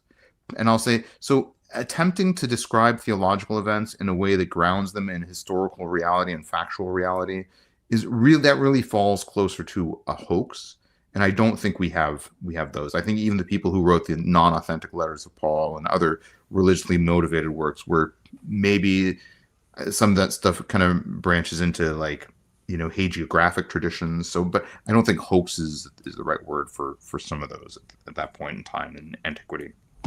I'm kind of curious to get your guys' take, the skeptics' take on the Tavo's minimal fact number 3, basically that these early creeds attest to multiple individuals, and that directly contradicts. I think Tavo did a great job directly kind of contradicting the minimal witnesses type thing. Like what's your guys' take on, was there this group from the earliest time that believed to have seen a resurrection, or did it really just start off with like 1 or 2 people, the Christian movement? Well, I don't think everyone who professed the creed was literally saying that we saw the resurrected Jesus. They're saying we believe the resurrected Jesus, right? Sorry, you're asking, what was that? So like the Nicene Creed is we believe, not we have seen, right? No, so by creeds, Tavo refers to like in the Bible, like 1 Corinthians 15 is like an oral creed that goes back really early and stuff like that. If that makes sense. Yes, but it's the people who would recite the creed. So like I 100% believe that there was a community that was reciting this creed that Paul gives to us in Corinthians. I don't have the creed memorized, but I mean like the Nicene Creed, which is not the same creed as the creed found in 1 Corinthians, but the Nicene Creed is like, I believe in God, the Father, the Almighty, the creator of heaven and earth, and in Jesus Christ, his only son, our Lord, who was conceived by the Virgin Mary, suffered under Pontius Pilate, was crucified, died, and was buried. He rose on the 3rd day, ascended into heaven, where he is seated at the right hand of God, the Father, the Almighty, the creator of heaven and earth. Something I'm going to get it wrong, but you start the rosary like that. And I grew up Catholic, so I used to say the rosary every day. Okay, let me just ask this, I guess more specific, because like, can I refine the question, Dale, a little bit? Yeah, go ahead. Maybe a better question is, you're in Judea, you're in the year 35 CE. How many people believe in the resurrection, and how many people actually saw Jesus? No. Oh okay. No. Okay. Yeah. Well, that was good. I was just going to add, like, basically the 1 Corinthians 15 creed is saying a whole group of people within 6 months to 3 years were claiming to have had resurrection appearances. Do you think there were these groups of people like saying, yeah, we saw Jesus, whatever it really was, if they were claiming we had this appearance? Yeah, well, what I would say, my personal take on this will be, okay, Paul does say Jesus appeared to Peter, to James, and he also said to all 12 disciples. So I think you have to grant that there was more than one person. What I would say to that is that maybe there were a few individuals that had experiences, and that the rest of the group somehow went along with it I think I would say something like that. Like, I don't think it's like all 12 of them, all 11 of them had visions of Jesus. I think that's too much. I would say a few, and then the rest of the group went along with it because they wanted to believe that. Because that's what I would say. Fair enough. All right, cool. And my point, just as a quick counterpoint to that, is the Jews were aware of the fact that you had to be an eyewitness, and also that eyewitness testimonies can vary. So I think you need at some point to overcome that degree of cynicism for an outlandish claim like this. You need to have multiple people seeing the same thing at the same time. I personally think it's just harder to overcome.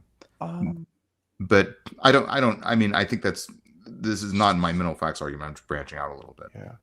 I want to offer a little bit of pushback on this idea that the Jews were like, they were all Richard Dawkins skeptics. I know you didn't say that.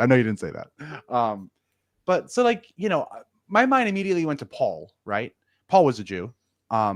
And like a Greek-speaking Jew. So maybe like he was like a diaspora Jew or whatever. But he had a vision and then he believed. So I don't think of Paul as being somebody who was like, well, I didn't have any other eyewitnesses. In fact, doesn't he say that the other people he was with didn't hear anything? He's like, I was struck blind, I fell off my horse, and then when he stood up, he was like everyone else was like, yo, Paul, like what happened? He's like, you didn't hear Jesus? And they're like, no. But Paul believed anyway, right? Well, but my point is, if Paul had come back to Judea and interacted with other people, and there were no other community of believers, I think that would have been the end of Paul's theological transformation. I personally think. Well, and it certainly would have been the end of the story. In other words, I think if there had to be a nucleus in Judea of people who already believed, in other words. So I think if Paul had just said, I had this experience, I believe it was real to me. But Paul does admit that there's other visionary experiences that he has in his life, which I would call non-veridical, right? And even there's sort of a threshold of people so I think there were people who came forward and said, yeah, Jesus appeared to me. And then there was some okay, wait, we're getting a little too much down this road. So let's establish what are veridical and non-veridical visions. That does seem to be a motivation that I found in my reading of Acts somewhere. So, but I think at least to start the belief, you have to have multiple people seeing the same thing at the same time in a way that sort of is congruent with each other, in a way there's at least some congruent testimony, probably at least 4. But you certainly, I think, at least in accordance with the minimum facts I set out, you certainly need to have 4 people who see Jesus, who see the risen Jesus. So I do want to agree with you that Paul didn't invent Christianity. Paul has this experience on the road to Damascus, and then he goes and he visits certain cities where there are already Christians. Definitely. Paul was not the first Christian. You're right. That, no disagreement there. But where I do want to push back is that I don't think that for Paul, it was like a, well, man, I had this vision on the road to Damascus, but I better go to the nearest city and then ask hey, can you point me in the directions of the Christians? And then he finds the Christians. He's like, did you guys also have visions? I don't get that impression when I read Paul's epistles. It seems like Paul had this vision and then boom, that was good enough. And he believed. It didn't seem like there was a whole lot of doubt in Paul post Damascus Road experience. So I'm just not sure how certain I am that, Paul and the rest of the Jewish population of the ancient Near East were so insistent upon having all these eyewitnesses, I think people are more skeptical for other eyewitnesses, for other claims. When it comes to their own claims, they're certainly less skeptical, right? So I think that's the point that you're making. Fair enough. All right. So just before we move on to the next, and you're good, right, Juan? You didn't have any last. Yeah, that's good. Yeah. There is a question from the audience on point number 3 from KJack, and he's saying, now I think this might be referring to something, you kind of switched up the order a bit, but so he asks, the official Taoist canon contains nearly 1,500 texts.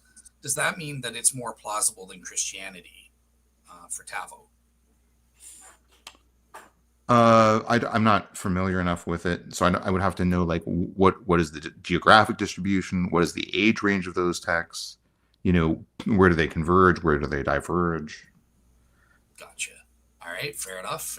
All right, so at this point, let's move on to minimal fact number 5. So this basically says many religious traditions include sects that acknowledge Jesus, such as his depiction as a bodhisattva in Buddhism, or an avatar in Hinduism, or a prophet in Islam. This is exceedingly uncommon for any other religious figures. So I'll let you guys discuss that, and I'll just post it up for the audience. Yeah. Just real quick, Dale, someone is asking in the chat if all the minimal facts should be in the description. I think that would be a great idea. I mean, if you can do it quickly, if not, that just that's what I'm doing. I'm trying to copy. Yeah, okay. Okay. Sorry, I'm in the starred thing. I'm copying and pasting it, and I'm putting it up right now as we speak. So there we go. So many religious traditions include sects that acknowledge Jesus in one form or another as some kind of special theological status. An avatar in Hinduism, a prophet in Islam, bodhisattva in Buddhism. So, this is extremely uncommon. Can we think of, is Muhammad recognized in Hinduism? Is the Buddha recognized in Islam? And what's your guys' take on this? Okay. My initial response will be to say, well, it just happens that Christianity is the number one religion in the West and the most important religion in the world, like the one everyone will hear about. So they have to react to that somehow. And some sects, some people are going to say, yeah, Jesus was a prophet or an avatar or very impressive thing. But that's just because Christianity is the number one religion, right? If another religion would have been the number one religion, other religions would have reacted to that, right? So that will be my response there. And my concern with that is, again, this is not like a teleological argument that the Dalai Lama is coming up with. These are deeply spiritual, very deeply committed people. So I think if they had an objection to Jesus, they would voice it. In other words, I could see somebody saying, well, maybe some religious figures are going to be like, well, I want my religion to spread, so I'm going to piggyback off Christianity. I think some people might do that. It's hard for me to see like certain figures like Thich Nhat Hanh doing that, the Dalai Lama. These are people who are very, very deeply committed to their own religious worldview, to their own ideology, and so I think they wouldn't endorse the sanctity of Jesus, potentially even the divinity of Jesus in some phrasing, without a lot of internal conviction that was absolutely the right thing to do, regardless of what the populace in general would think. In other words, I don't think they were just being self-aggrandizing for their own religion by doing that. So I guess I have like a question. So I don't know, like to some degree, yeah, I mean, these other religions do incorporate Jesus into their own religion. Syncretism is a hallmark of virtually every religion. And syncretism, for the audience, is this idea of religion borrowing from other religions and cultures. So I can think of a few examples, and one actually brought up Saint Josaphat, a Catholic saint. He was canonized and everything. It's literally just Buddha, but they just called him Josaphat, but like it's the story of Buddha. He probably never existed. This story originated in the like the Golden Legend, right?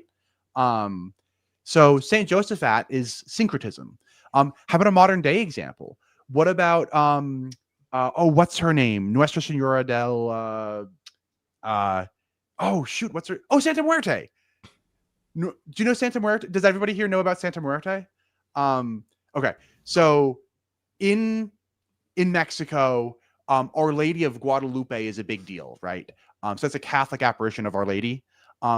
Well, I don't know, maybe like 100 years ago or something. So, and this apparition has been popular in Mexico for at least like 300 years or something. But Juan Diego was only canonized in like 1999 or something. So it's more recent than people think. Regardless, Santa Muerte is, you can imagine like a skeleton version of Our Lady of Guadalupe. Like, so Santa Muerte, and her full title is Our Lady of Holy Death. So Nuestra Senora del Santa Muerte. And she is this like saint figure in Mexican Catholicism, but it's like it's the official Catholic Church does not like Santa Muerte.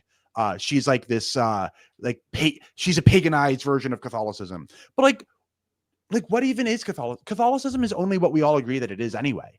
And in Mexico, you can go to like these like little carts and there'll be a statue of Santa Muerte right next to a statue of Jesus. And if you ask the right person, they'll be like, what are you talking about? Like, I love Jesus and I love Santa Muerte. Like, what's the deal? So I don't know. Syncretism to me is just kind of like a feature of human beings.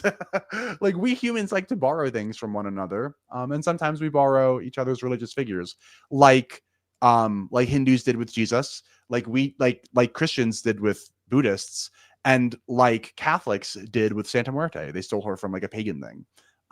So I don't know. I just kind of think this thing happens all the time, and I'm not really sure what to do with it. You know what I mean? Let me attempt to crystallize it in a different way through a comparative theological lens. Let's say there's nothing else that I know about anything in the world. I come into this world, I land on the planet, and I'm a fully formed, fully thinking being. And I say, I believe in God. Which God should I believe in? Which deity should I follow? Well, I've got a bunch of religions that point at Jesus, right? And I've got Jesus who points only at himself, right? So I'm going to say, well, this is probably where I should start. I think that's a very convincing argument from a purely logical perspective. I think, I'm okay with a lot of syncretism. I've read the Guru Granth Sahib. I've read the Kitab-i-Aqbas. I think they have interesting things to say philosophically, and I don't think you have to stop. I think, there's clearly don't take it too far. In other words, you don't have to stop reading when after you're done with the New Testament. Like you should read Aquinas, you should read Gottfried Leibniz, you should read John Locke, you should read all these other people, so it's not like Jesus had the only good ideas in history. But my point is this: from a theological lens, from a comparative theological lens, I'm showing up at somebody's house, there's a bunch of deities there, every deity is pointing towards Jesus, and Jesus points only at himself. Who am I going to believe?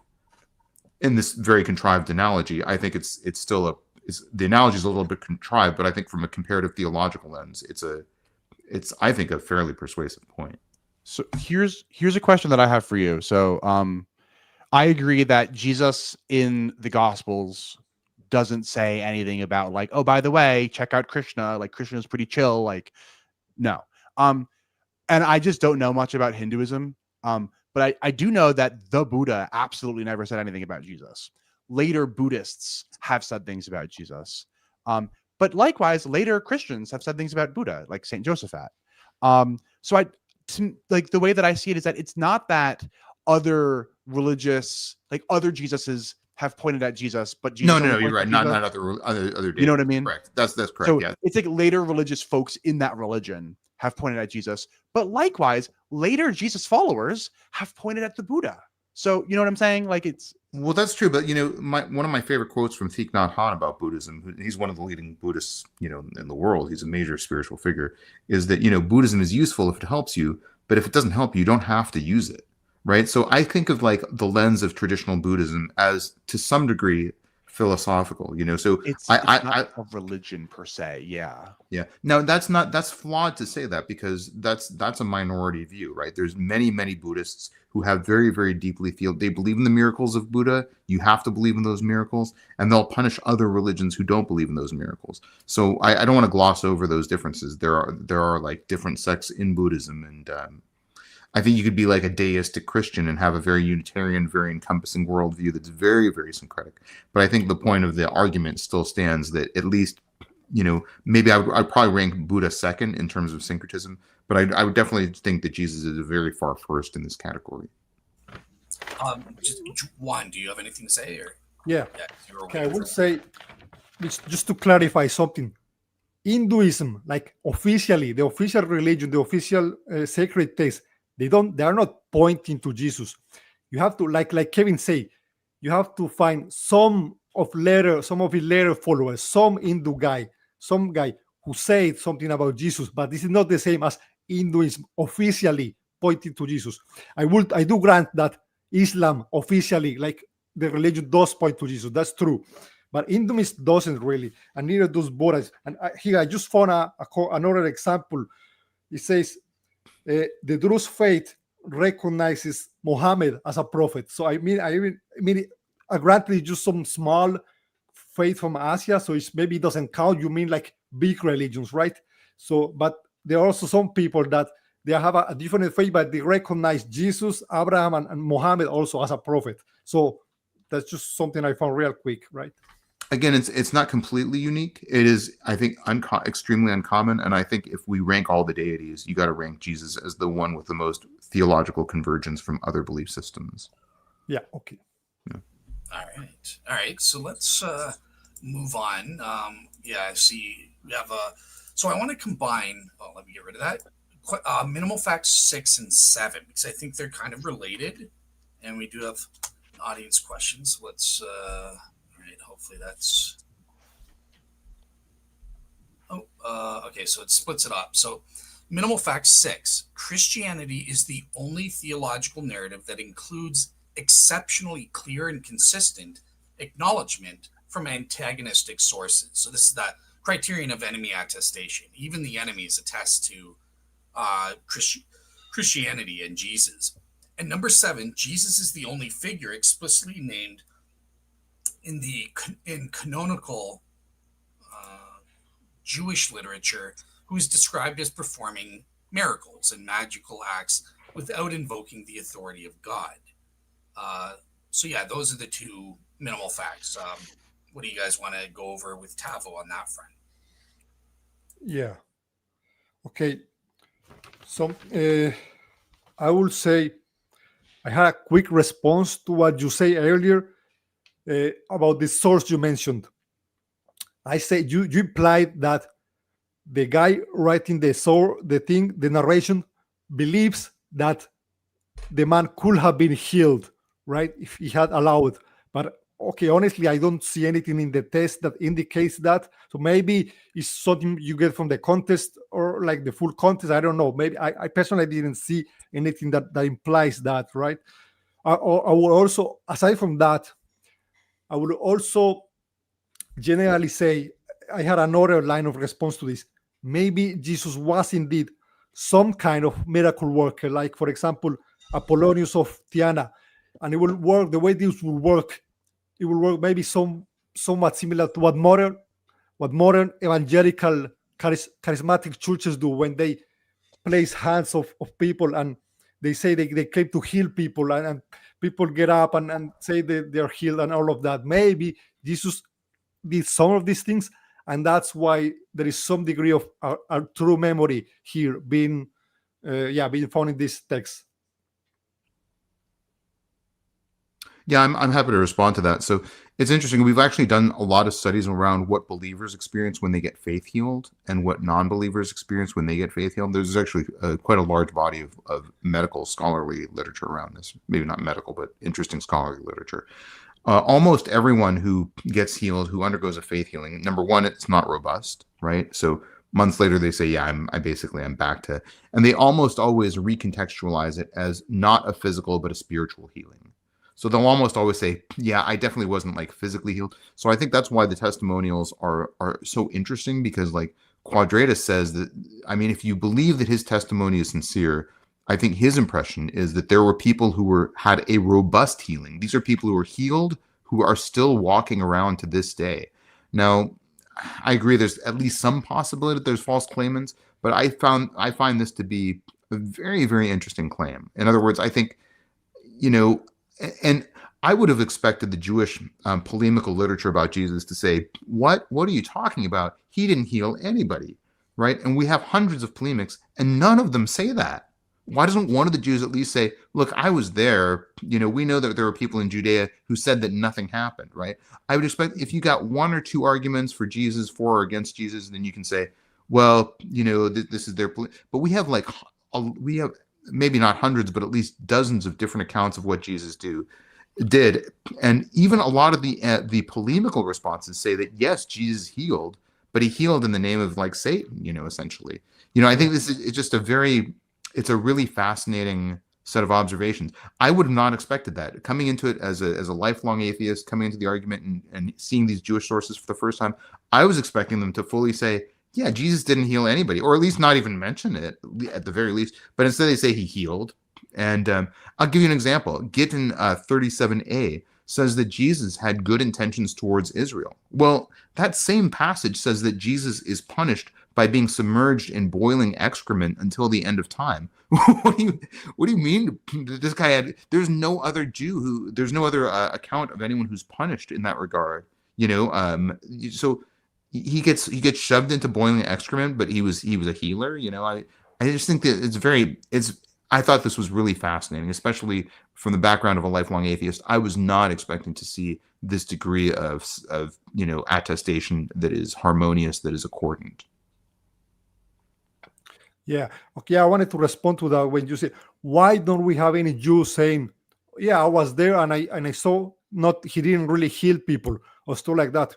Well, I think it's for the same reason that modern skeptics are not saying that, because he wasn't alive to say that. And the reason is these responses, they only start reacting to Christianity like in the 3rd century or later, when it's already grew and it's very popular. At the beginning, at the earliest, it was very small cult and like not worth responding to because it was just so small.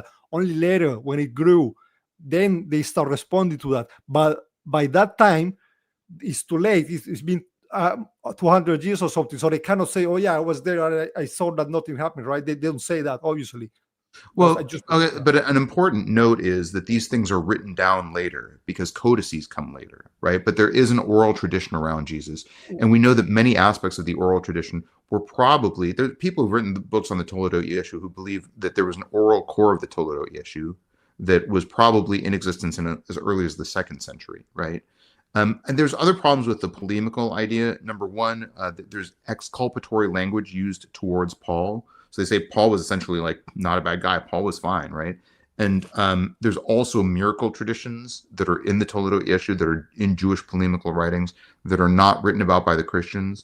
So I see what you're saying. Maybe there's nobody thought to say it. And I think that's a potential rebuttal. It seems less likely. It seems like we have Alexander of Abonoticus, who we know was another miracle worker, was another healer, who was debunked by his contemporaries. So we know that there were people who were walking around who were charlatans, and they were outed as charlatans, but nobody seemed to do this for Jesus. Now, we don't have a huge body of these people, but we at least have enough that I think it's at the very least, I think this fact points towards the idea that it's surprising that the Jews admit that Jesus healed people. Like that's not an admission that I would have thought the Jews, coming into this as an atheist, I thought Jewish writing would be either dismissive or would be very, very much like, yeah, he did some tricks, but he was a faker. It doesn't really say that. It says he had divine power, but maybe he got it because he stole the holy name of God. I don't want to take too much of the conversation, so I guess I'll just stop there, but go ahead. Sure. Okay. Kevin, did you have any last things to say on these topics 6 and 7 before we go to the audience questions? I guess just very briefly. So we know that ancient Christian sources also took and I'm going to use the term magic, but I'm using it in an anthropological sense. So I'm not trying to be like rude or dismissive. But ancient Christian writers took the magics of other religions seriously as well. Like, the example of the Old Testament of the Egyptian priests turning their rods into snakes, all the way through like the Acts of Peter, the apocryphal Christian text where Simon Magus, he tells everyone that he's a god, and then everyone is like, prove it. And so he flies, he like levitates. But then Peter prays to God to stop Simon Magus from flying. And sure enough, Simon Magus falls from a great height and he breaks his legs, and then the people stone him and he dies. And if I recall correctly, he doesn't die right away either. The Acts of Peter are really gruesome. They're like, oh yeah, then doctors came and they were doing operations on him, and then he died while he was being cut open by the doctors. You're like, oh goodness. But my point here is that it seems to me like all of the ancient texts kind of took each other's magics seriously. So it's not just that the Jews took Jesus seriously. Like Simon Magus says, he's like, hey, I'm a god, watch me fly. And then he flies. Now, I think a lot of Christians like Justin Martyr would look at that and be like, look, this is clearly the power of demons. and I'm assuming, I don't remember what, but like the whole first apology and second apology is Justin Martyr trying to like make sense of the other pagan magics. And he's like, yeah, it's got to be demons, right? Those are the, it's got to be the offspring of the angels and the humans. Like all those people are wandering around giving their magic to all the pagans to make them convinced that their gods are real. I think Justin Martyr even calls out, he's like, yeah, Pluto. Yeah, Pluto God, right? False. Pluto's a demon. So I don't know. I just think that like all of the ancient religions seemed to take each other. They seem to like take for granted that they all had access to like supernatural powers, Well, I do call this out in my video, and I talk specifically about the stick and the snake and the sorcerers. But this is a much more remote memory. So I would have expected that there would be other people in Jewish lore who had some magic from some other, but this is a really, really, really small category. There's some talk about divination that's very vague. We have that magical act of like turning sticks into snakes in ancient Egypt. That's a remote memory. That's part of clearly some very inflated legendary mythos. But at the same time, I understand what you're saying, but depicting the miracles of Jesus as healings, I thought that was very, very, at least very interesting. There's not, and even if in my video where I say, I do, this is a different video than what we're talking about, but there is a video where I go into the evidence and I talk about Apollonius of Tyana, Honi the circle drawer, Eliezer, like all these, Eliezer the exorcist. I think I talk about a lot of these figures, and I say there's really, really scant knowledge base around any of these figures. And we have a lot of a knowledge base around Jesus. Even the Jewish ones in the Jewish literature, there's not much stuff around Honi the circle drawer, and he's arguably the most analogous contemporary figure to Jesus that's at all within centuries of Jesus. So, and there was a sense, by the way, among the Jews that we were no longer in the time of prophecy and miracles. So the Jews write that a lot. They say, the age of prophecy, the age of miracles is over. The divination has been given over to lunatics and fools, I think is what, or children and fools or something. So there was not a sense of like we're living in a magical world. That was not a contemporaneous sense of the Jews at the time. So levitation is something that there's swamis who levitate too, and they've been debunked. So I mean, but there were also people who I'm sure in the ancient world were levitating, and those people were also some of them at least were debunked even in the ancient world. All right, awesome. So I want to, we do have a couple questions for these minimal facts. So first is from our beloved friend, Kay Jack, and he says, for Tavo, on number 6 and 7, look, these accounts, who cares? They're all hearsay, and all religions have miracle claims in them. So there's nothing special or unique about this. Kajik, where's the question about the apple? I was like, I'm sure I'm gonna get that apple question that Kajik gives me in a lot of videos. Okay, anyways, yes. So a lot of this evidence is hearsay. I mean, and I think look, if you come into the world and you say the only way my needle will ever move theologically is if you have a standard of proof that is absolute, that is, that I witnessed, that's reproducible, that I can reproduce it in scientific experiments, and that it meets a court of law standard for throwing somebody in jail, then I agree that your needle is not going to move very much. And hearsay is a perfectly reasonable objection to, courtroom evidence. But when it comes to historical evidence, we're actually more nuanced. We don't say this is hearsay, so we got to throw it out. What we say is this is a testimonial. How close was this writing to the actual event it's describing? And internally, are there cues that give us a sign of the veracity of that internal witness? So in other words, we would say with a religious work, we say, okay, here's a letter by Paul. He's talking about a conversation that happened elsewhere. So that's clearly hearsay. But why is Paul talking about this?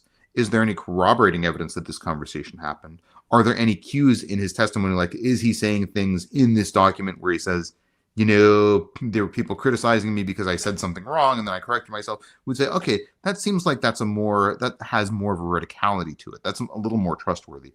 So I don't think you can be consistent with academic historical scholarship and dismiss evidence as hearsay. The other point that I'm referring to, I'll get to that question later.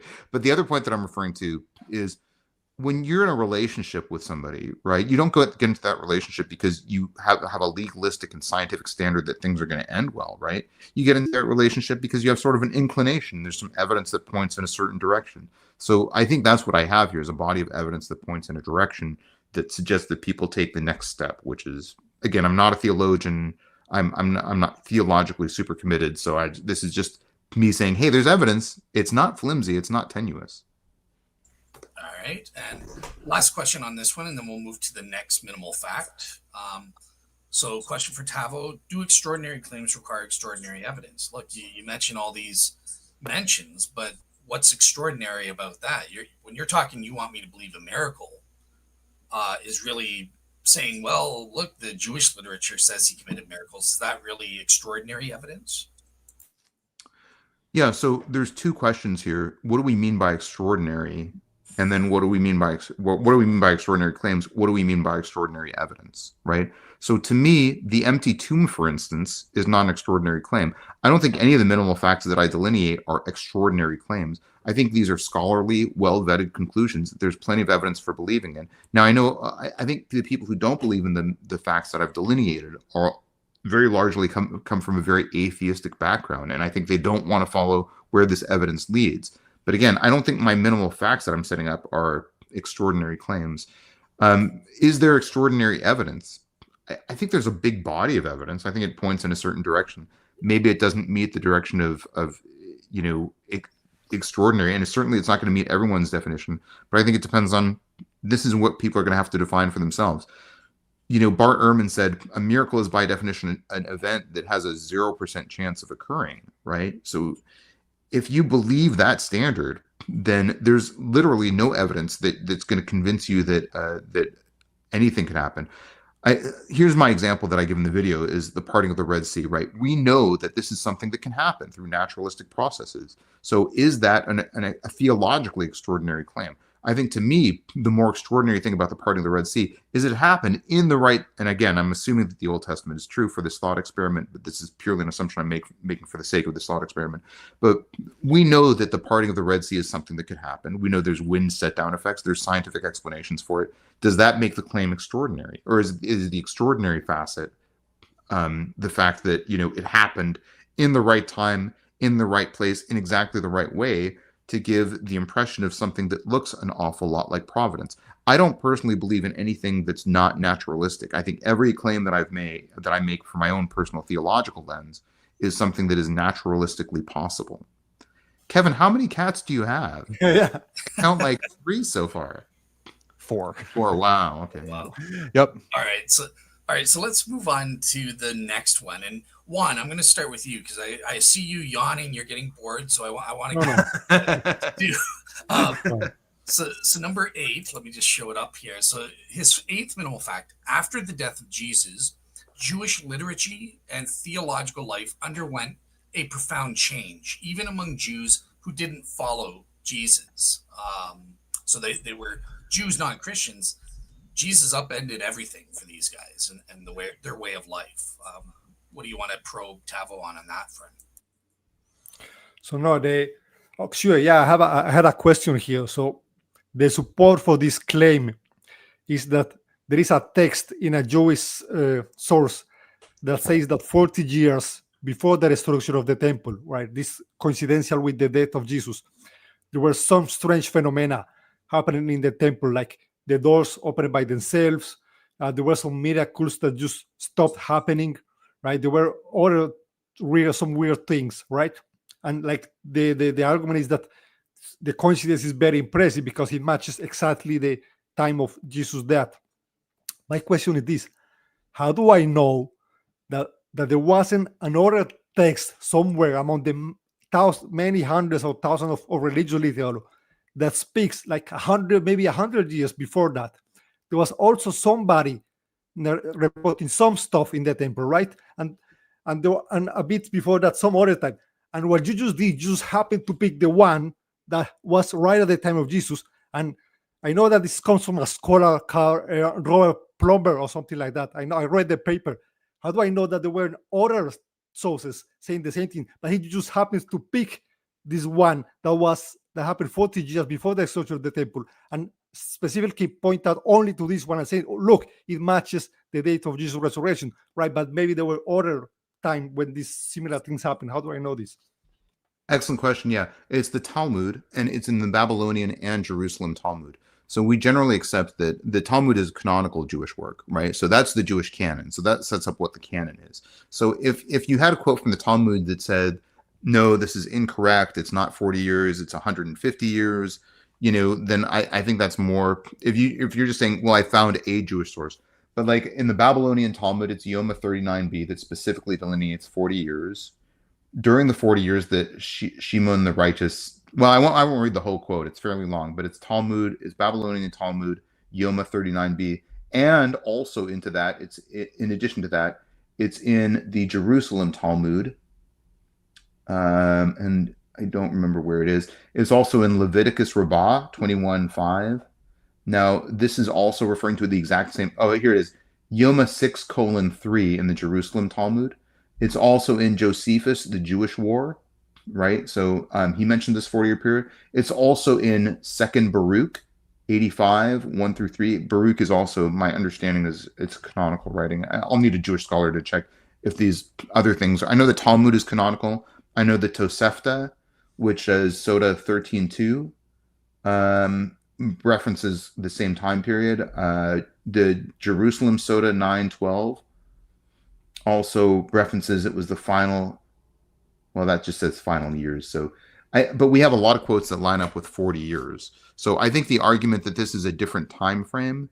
I mean, I would have to. If you're welcome to send me your source, and I'm kind of curious to dive into it because I'm not Jewish. I'm not a Jewish scholar. I don't know the Jewish literature. This is me, and I've actually reached out to several people who are Jewish scholars to say, can you clarify where my misunderstanding is on this point? But I will say that even if there's clearly this period that something happened in the last 40 years of the Second Great Temple. It was a theological and liturgical change.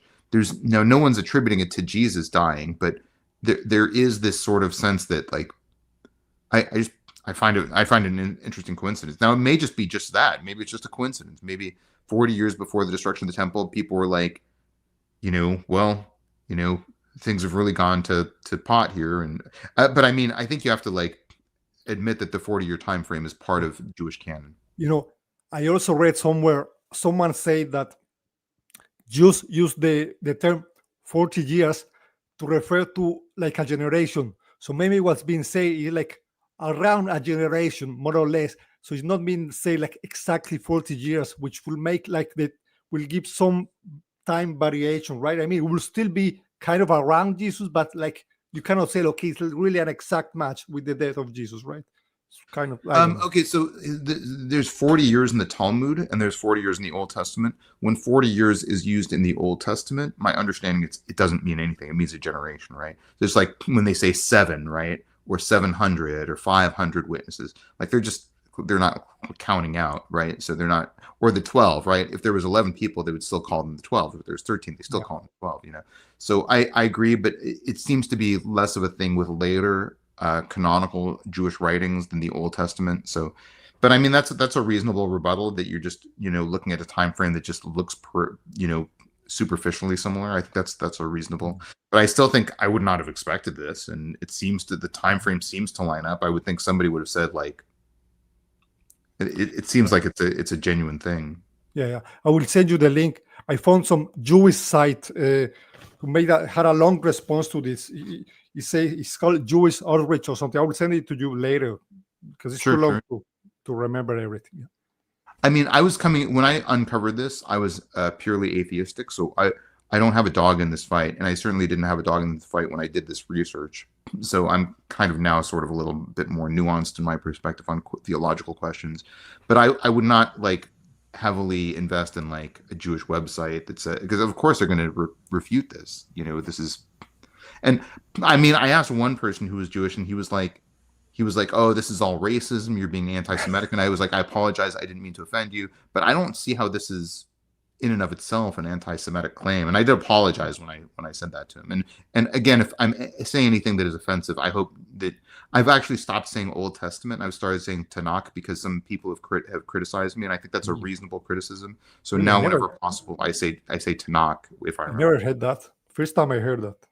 Yeah, because the Old Testament implies that the New Testament supersedes it, and so my understanding is people have criticized me and said you should say Tanakh, and I'm like, yes, I will say Tanakh from now on, which I haven't done in this conversation, so I apologize, but yeah. Me too. And I try to say the Hebrew Bible when I'm thinking about it. So the Hebrew Bible instead of the Old Testament, and then I'll say the New Testament. But I also haven't been good about it. So you and I are in the same boat. I'm surrounded by a bunch of heretics. No, it's Right. all right. So, yeah, Kevin, did you have a chance to say anything about this before we move on to the next topic? Or I'm going to be honest. I know next to nothing about like post first century Judaism, or even like in the first century Judaism. So I don't have a ton to say. If I'm forced to say something, it might just be like, I guess I'm not shocked that like, so like the death of Jesus wasn't like a well-known thing, right? The life of Jesus wasn't a well-known thing until after the destruction of the temple, right? The first Jewish-Roman war culminated with the destruction of the temple in 69 AD or 70 AD or 71 AD, something like that. I think that's false, because we know that in the 40s that there were enough Christians in Rome who had to get expelled by Claudius, right? So I don't think you say, well, Christianity started spreading in the year 70 after the destruction of the temple. No, you're right. I shouldn't have said started spreading, but Christianity was a small movement during the first century. Like, well, most of Rome was not Christian in the year 70. Oh yeah, definitely not most of Rome, but I think that there were at least Christians in Rome enough to raise a fracas by the 40s. Agreed. And then there was enough by the year 60s that Nero was persecuting them in addition to the expulsion. I haven't read. Oh, go ahead, Kevin. Sorry, I was just gonna read. I was gonna say I haven't read. Whose book is it? The Myth of Persecution or whatever. I've seen a bunch of like headlines about it, but it has to do with Nero's persecution of Christians and whether or not that was like a. I know. I don't really know, to be honest. But regardless, I think that my point is just that like I guess I'm not shocked that post first century Judaism experienced a whole bunch of change, because sure, Jesus did die in the mid first century, but also in the mid first century the temple was destroyed. So,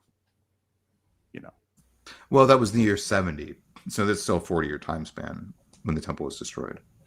Sure. I'd suggest that people go into. I made a whole video about this fact alone, so it's on my channel, so I'll try and put it in the chat. But I would suggest, I'm happy to send it to you all too, just to say, because I think it's really fascinating. Yeah. For what it's worth, I will confirm this. Like I knew about this from decades from Dr. Michael Brown referencing it. It's like, yeah, Tavo's not just making this up or something. So, all right.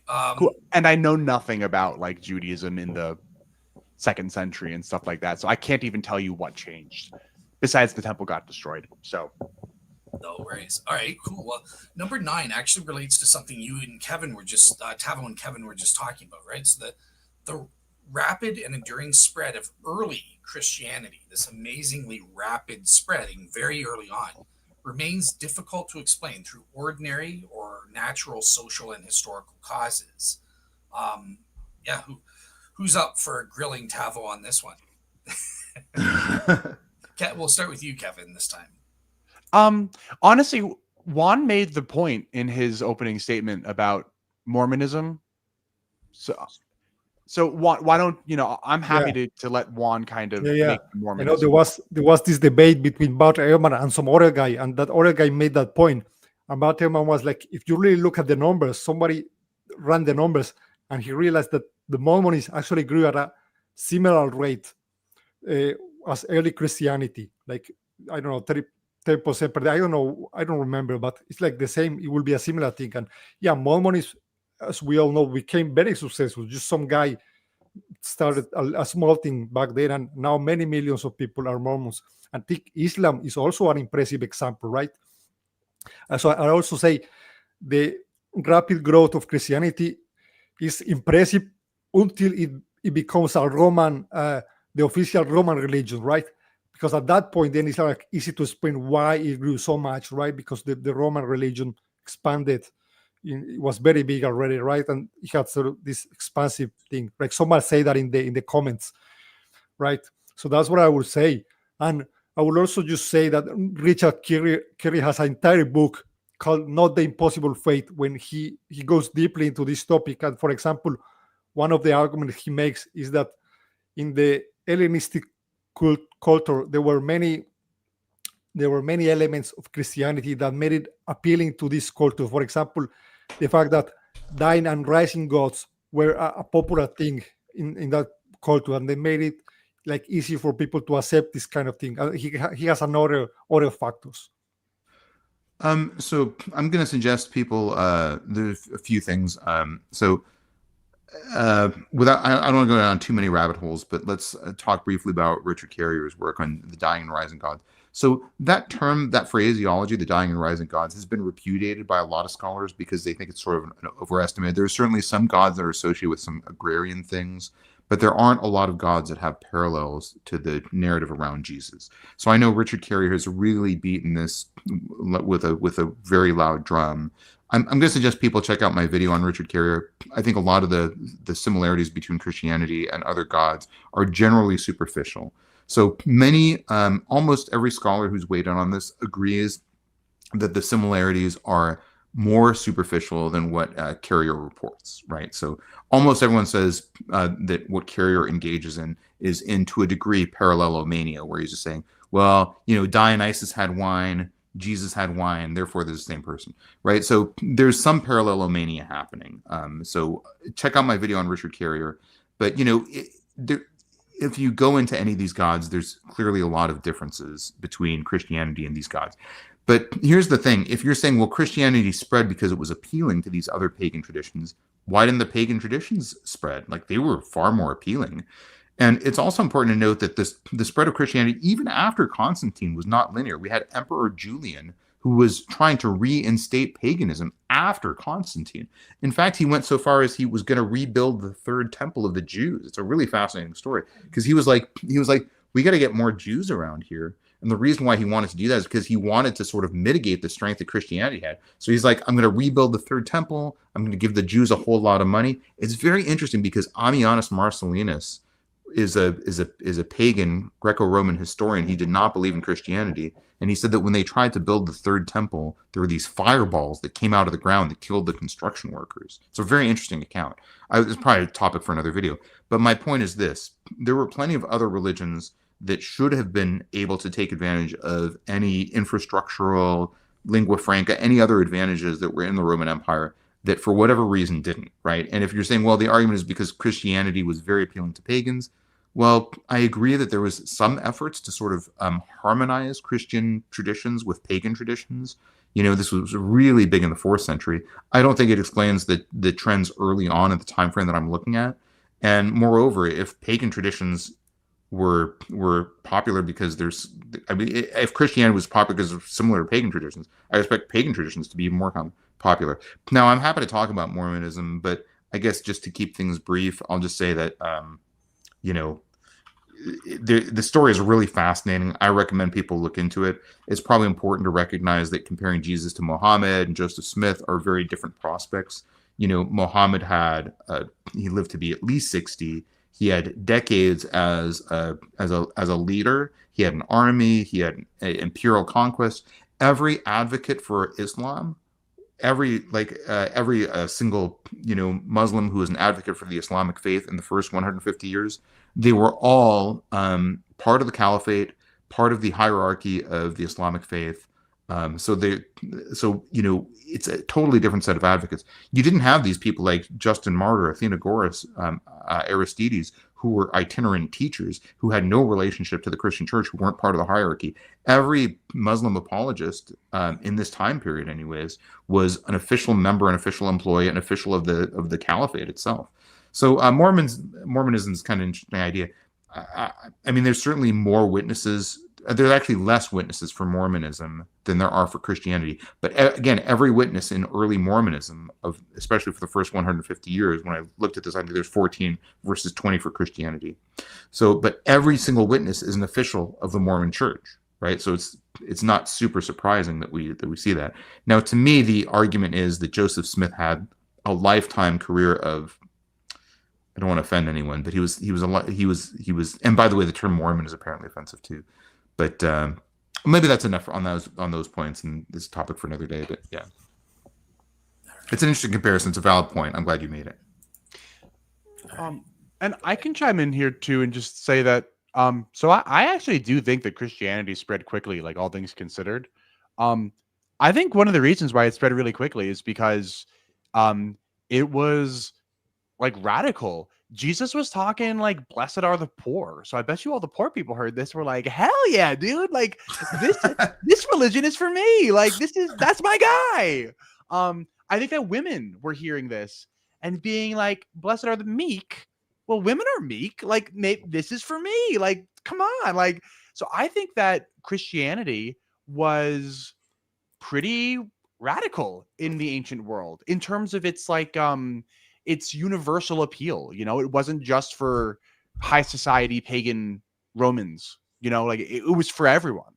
And I think that message spread quickly because I mean, it was radical. I think, you know, now I don't think it spread so quickly that like we can't explain how quickly it spread unless there was an all-powerful God who was spreading it by, like I don't think that there's anything supernatural about how it spread, but I think it spread because it had some pretty radical ideas that appealed to people who largely nobody cared about prior. Like, I don't think that the pagan religions were concerning themselves with like talking nicely about poor people. I think they're kind of like, get away from us. We don't care about you. And then all of a sudden Christianity came along and was like, no, like blessed are the poor. So I think that's why it spread. A valid point, just very briefly. Paul Fredrickson's written about this, and I go into this in the other video that I do. But it is worth noting that people have commented specifically and said that they don't think that the ideological appeal alone is enough to explain the spread of Christianity. But agree. Yeah, I agree. Yeah. I don't mean alone. I just meant I think that's one component. It's definitely yeah. It may have been multifactorial. Yeah. All right. Last but not least is minimal fact number 10, and it's somewhat related to stuff we've kind of talked about, but it's going back to so it splits it up a bit. So number 10, the story of Jesus contains several internal mysteries that resist easy natural explanation. His followers become emboldened after his death. They're transformed. James was converted. The tomb was reported empty. And Peter experienced a transformative vision. And Paul underwent a profound theological encounter. So the remarkable thing here is that, look, these are mysteries. We don't have the obvious answer. And they seem to these facts seem to resist an easy explanation. So, yeah, what do you guys make of this? Well, it in a way, I think it sounds to me like you just took all of Gary's minimal facts and put them all together into one single fact to make it very difficult for us to respond to it in a quick, concise way. Because you have James' conversion, which is one individual fact by Gary Hammer. You have, I think Paul's conversion is another extra fact, right? The empty tomb is nowadays is not a minimal fact, but it used to be a minimal fact, right? You have Peter. Okay, whatever. I'm willing to sort of admit that this is that this would require a lot to dive into, and it's sort of, as I'm presenting it here, it's sort of Gish Gallop. I agree with that. I think that's a reasonable objection. Yeah. Okay, so let me just ask what. Let me go with James. Are we really sure that James? I think, in my opinion, this has always been like the weakest minimal fact, the way I see it. Because correct me if I'm wrong, all we have is one single sentence in the gospel, in the New Testament, in the gospel saying that Jesus' brothers and sisters did not believe him and thought he was crazy at one point, right? That happened in one point in his ministry. And it's later on. In Mark 3:21, and it's also in John 7:5. Okay. Yeah. And later on, we got James. We got Paul saying that Jesus appeared to James, and we have James as a very active figure, a pillar of the church, someone very involved in the church, right? But the text doesn't specifically mention James when he mentions like the brothers like brothers and sisters. I know James was his brother, but he doesn't like single-handedly mentions, oh, James was a super skeptic, because what Gary Habermas says, like James was a skeptic, and you even use the word in your video, you use the word enemy of the church. I frankly, I think this is going a bit too far to say, okay, James was an enemy of the church, right? Just because at one point he didn't believe in Jesus. I think this is going to be taking the term a bit too far. But here's my question: how do you know that James didn't convert like at some point before Jesus' death? I mean, how are you sure that the conversion took place after the resurrection? Like, how do you know that James maybe didn't change his mind, for example, 1 year into Jesus' ministry or 2 years into his ministry? Yeah, I think that's a valid point. We seem to know that James is not mentioned really anywhere in association with anything until after the Yeah. death of Jesus, when he becomes part of the leadership of the church. We seem to know that he was a very early church leader. We seem to know that he wasn't a disciple. He wasn't one of the 12, right? So we know that he wasn't part of the movement, and then he was part of the movement, and this seemed to be an abrupt transition, right? So Yeah. that's one of the things. We have some documentation that he wasn't involved from Mark and John. We also have the fact that I think it's John that says, when Jesus says, "Take care of my mother," he says this to a bunch of people. I think he says it to Peter maybe, but not James. And that's kind of a weird thing you would think that he would say, "Hey, my brother James, please take care of mom," so there is some thinking that sort of supports that narrative.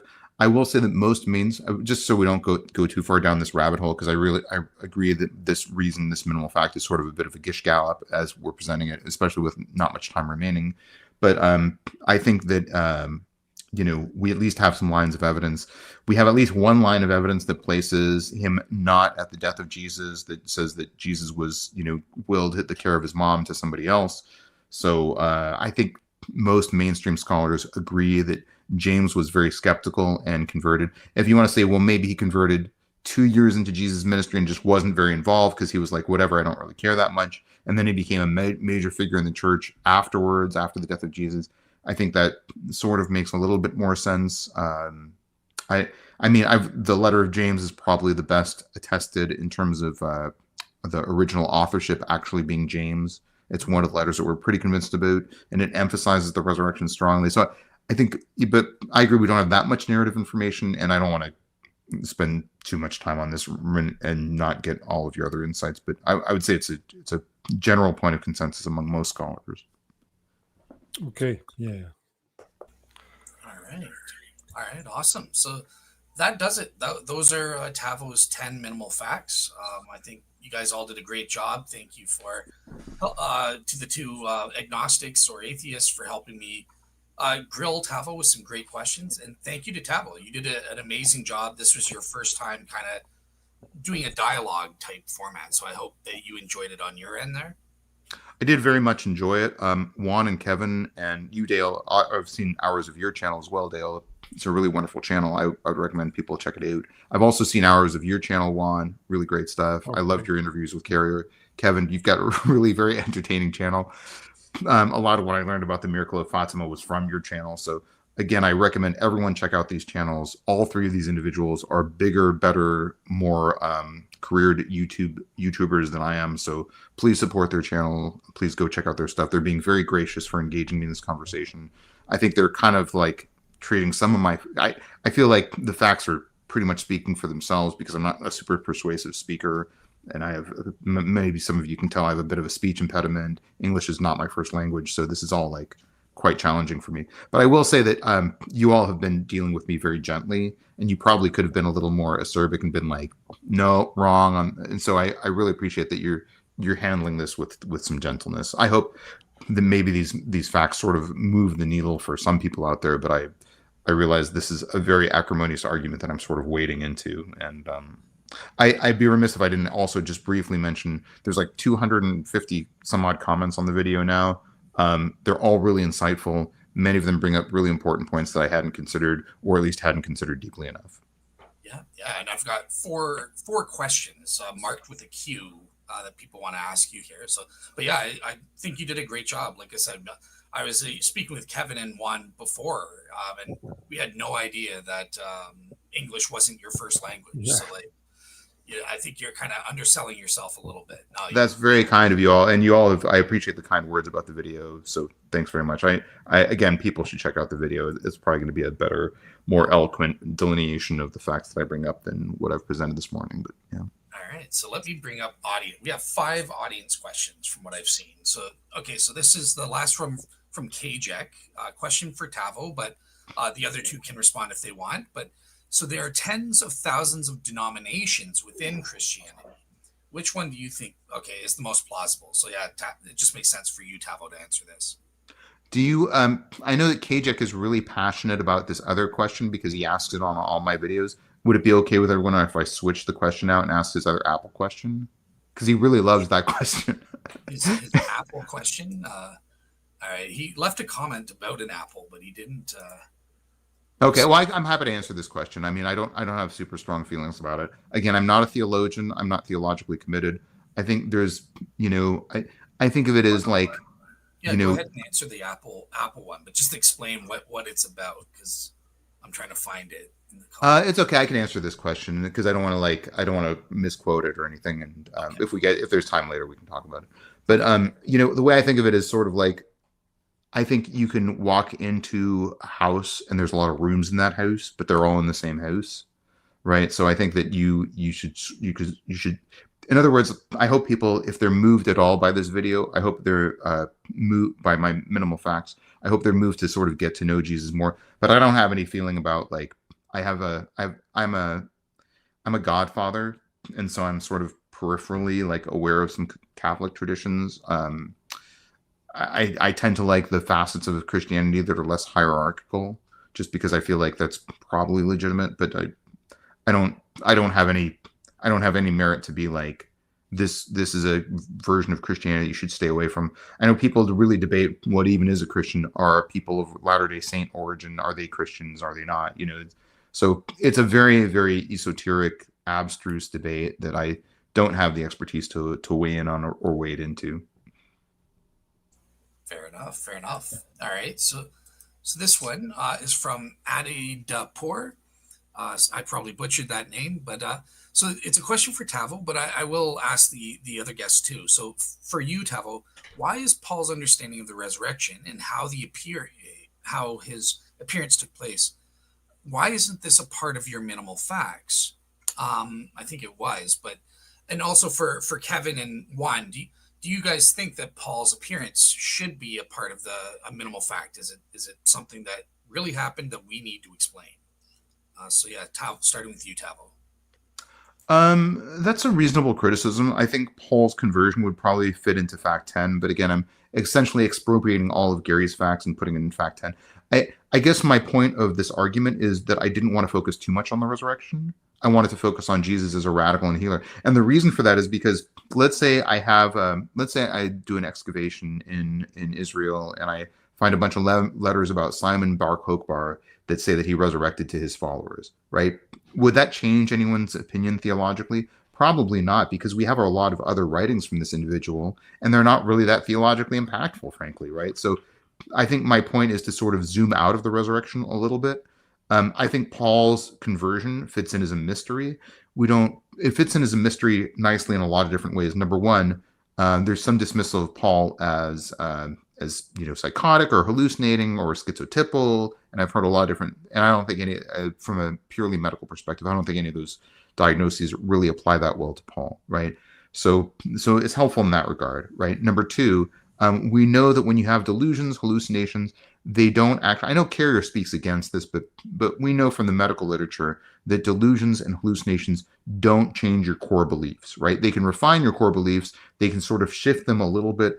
But Paul going from somebody who's persecuting Christians to somebody who believes in Christianity is a really dramatic shift that is not easily explained by a hallucination or a delusion, right?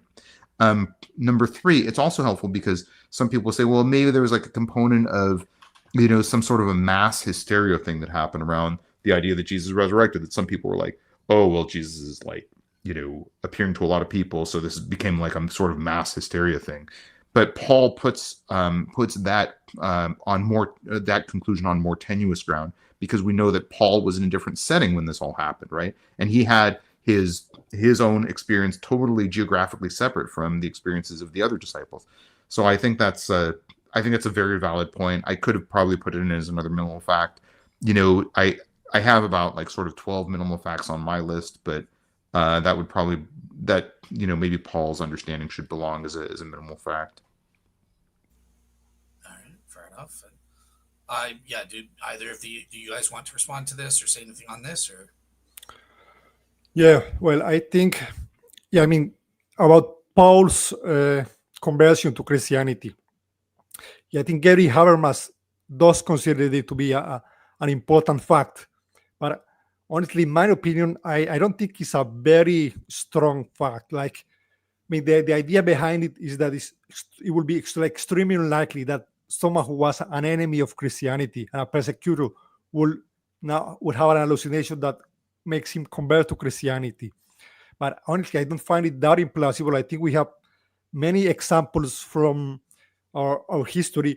I found a study, a recent study, investigating the reasons why Muslims become Christians.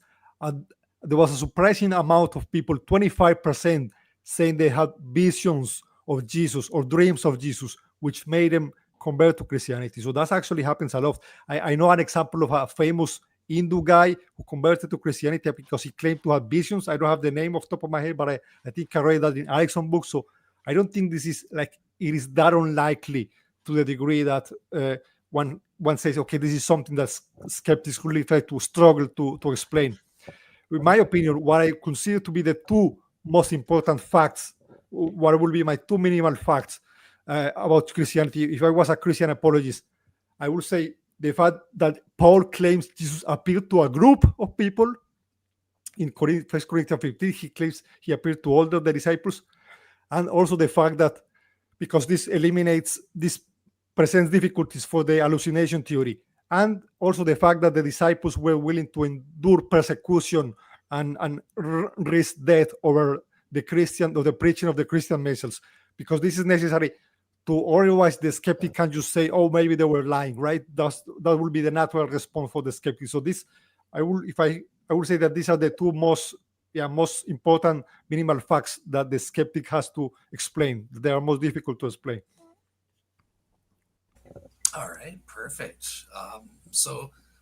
All right, so looking at our start. One more thing on that last question, because one of my commenters did point out that the birth of Christianity is the only narrative where someone who is hostile and antagonistic becomes a martyr for that cause.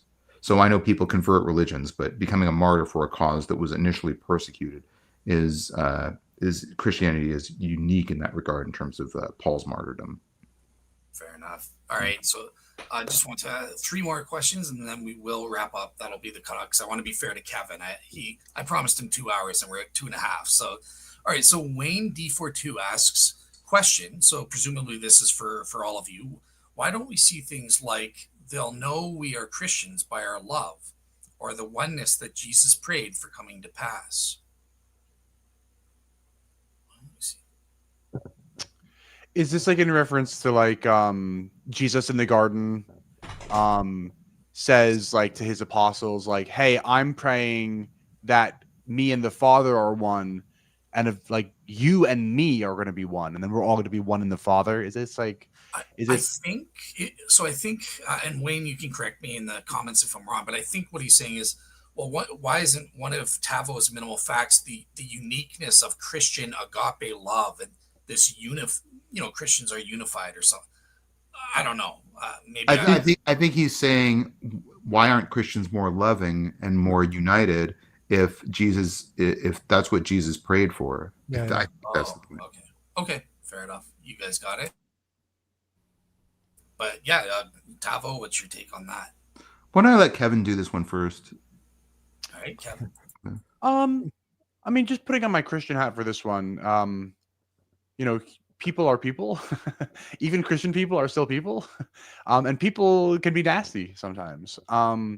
So I don't think that many Christians are claiming that all Christians are perfect. So that might explain why Christians aren't perfect because You Christians are definitely human don't too. want to take me. I'm the exception to the rule. You know, my Yeah, of perfection course. is that's not everybody. So Right. all right, so fair enough. All right, so let's next we'll go to Vitality, and this is kind of going back to That name. your first quite minimal fact on morality. So he or she asks, would Earth's morality be the same without the old religions of Judaism, Christianity, and Islam? And I think this would be a good question for all three of you guys. Juan, let's start with you on this. Like, would Earth's morality, would it more or less be the same if we didn't have these Abrahamic religions and faiths? I think maybe it will be a bit different, but I do think that in some degree it will be the same. Like one has this empathy and this, like, I know if we go to a culture like, I don't know, Australia or the Americas before the Christianity came, and we look at what are the legal systems. Okay, you cannot kill somebody, you cannot steal, you cannot do harm to others. They will have a very similar, in a way, a similar morality, because these are just like obvious things. I think these are intuitive things, moral truths that everyone gets. I think in a way, it's like morality is like in everyone's hearts, I think. So I think it will be similar. Yeah, I would say that, something like that.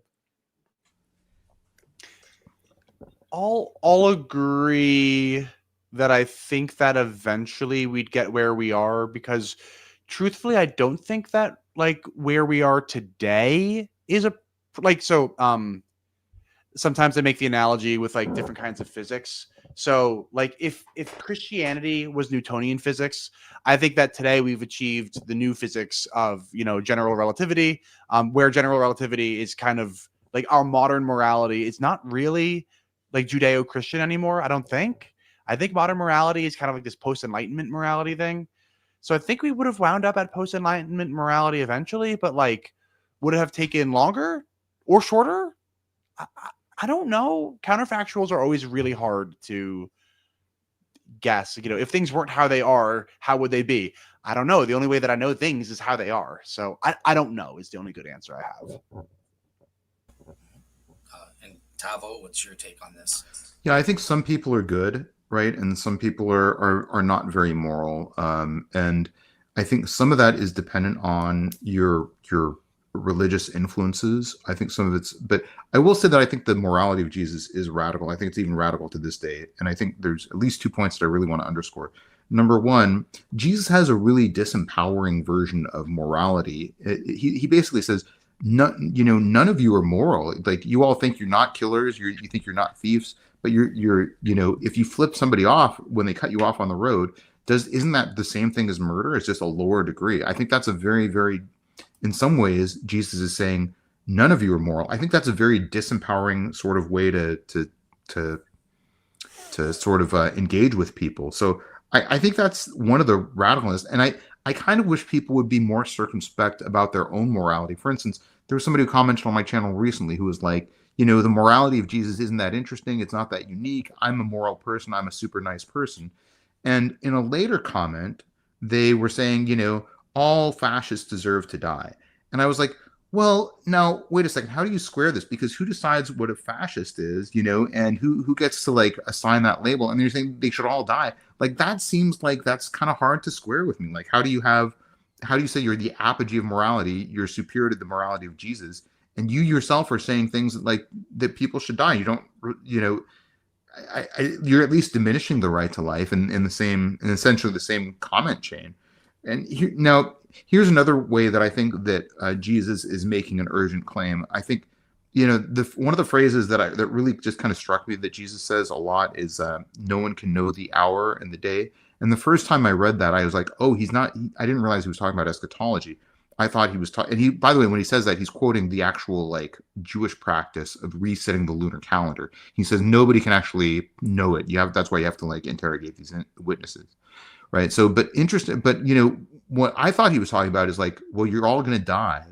None of you know when you're going to die. So if you want to get moral later in life, that's too late. He really treats morality as an urgency. He's like, you got to get your house in order.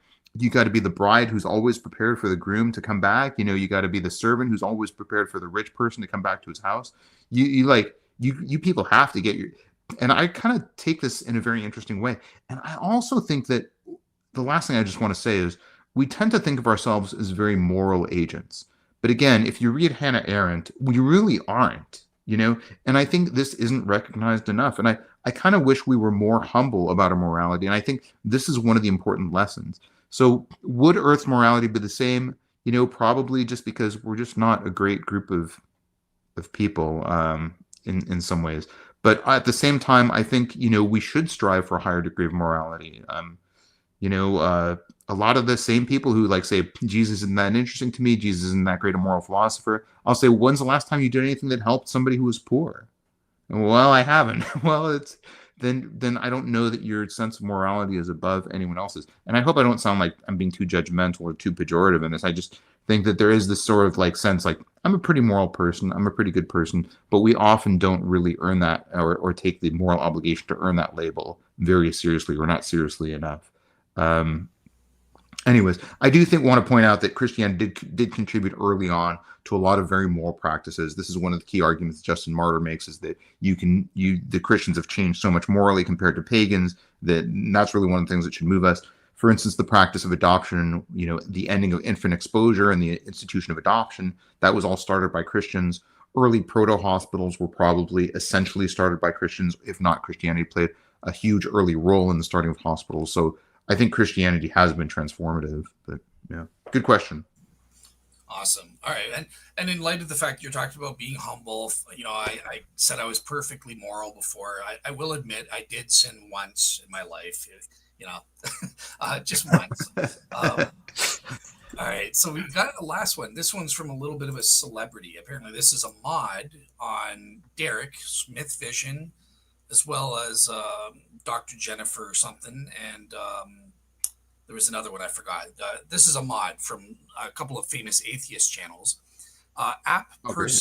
Persona non grata.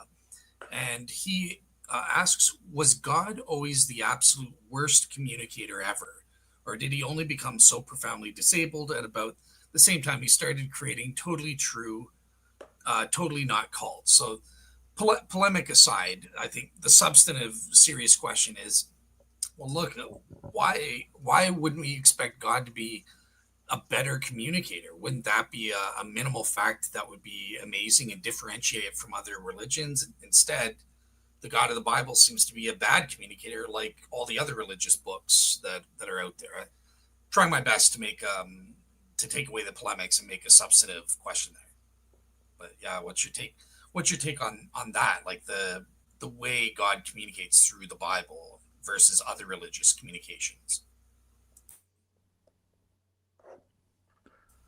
Who do you want to? I'll start with you, because this is kind of.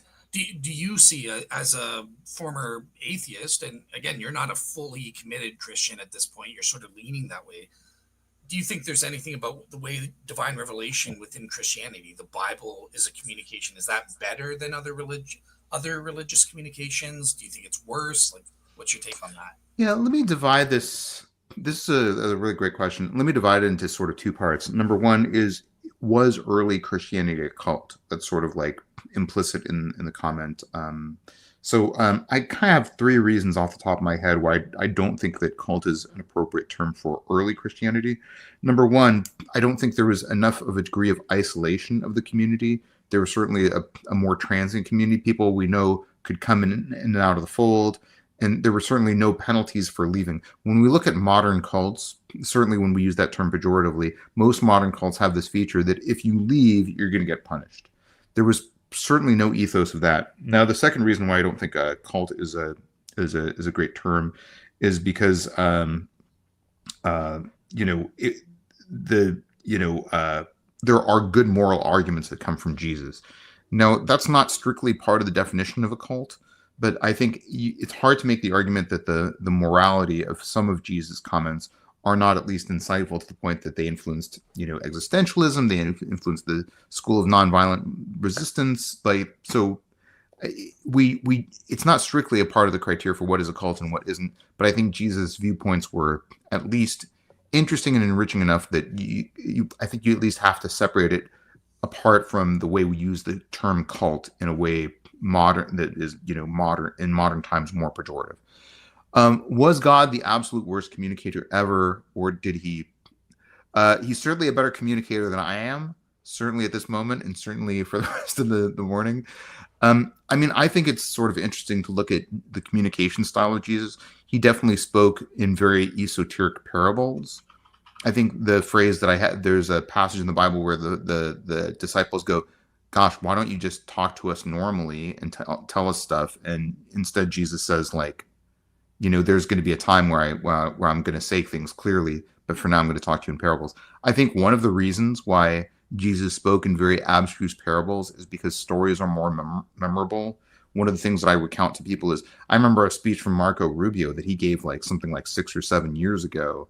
And the only thing I remember about the speech is he awkwardly looked at the camera and then he leaned over and he grabbed water and he drank it and he put the water back down. And it was a really weird, viral, meme-worthy moment. So the point that makes is that if you want to deliver messages to people, it's not the lessons that are important, it's the stories, because people are going to remember those stories. So I feel like Jesus taught in a way that was specifically meant to be mnemonic, right? He uses a lot of alliteration. Some of the things he says in verse. A lot of the things he says in parables.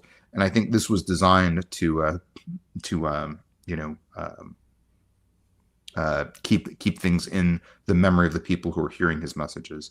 But I think this does get to we don't have too much more time, and I'll wrap it up. But I think this does get to the point of, the divine hiddenness, the hiddenness of God. That's probably a topic for a different video, because I don't want to go too much on that, and that's a whole other deep dive of arguments that I could do. But thank you for the comment, and especially as if you're from the Myth Vision channel, I love your channel. I'm actually like I think on Facebook I have like the little badge for your channel, and I'm definitely subscribed to you all on YouTube as well. So. Okay, all right. And Kevin and Juan, just very quickly, I'm kind of curious if you've ever compared like the Bible as divine communication versus the Quran or any other religious things. Where do you think the Bible stacks up? Is it the worst communication? Is it better than other religious communications? Yeah. What are your guys' thoughts? Just curious. Well, honestly, I haven't compared. I don't know that much about other religions, so I cannot really tell. I don't know. But I mean, one would have to ask the person why did he meant to say that God was a bad communicator? And in my experience, when atheists make this argument, they are appealing to how many different denominations are in Christianity, for example, or all the confusion of how many different religions are there, and that's why they are appealing to say, look, God didn't communicate clearly, right? That's one of the things they say.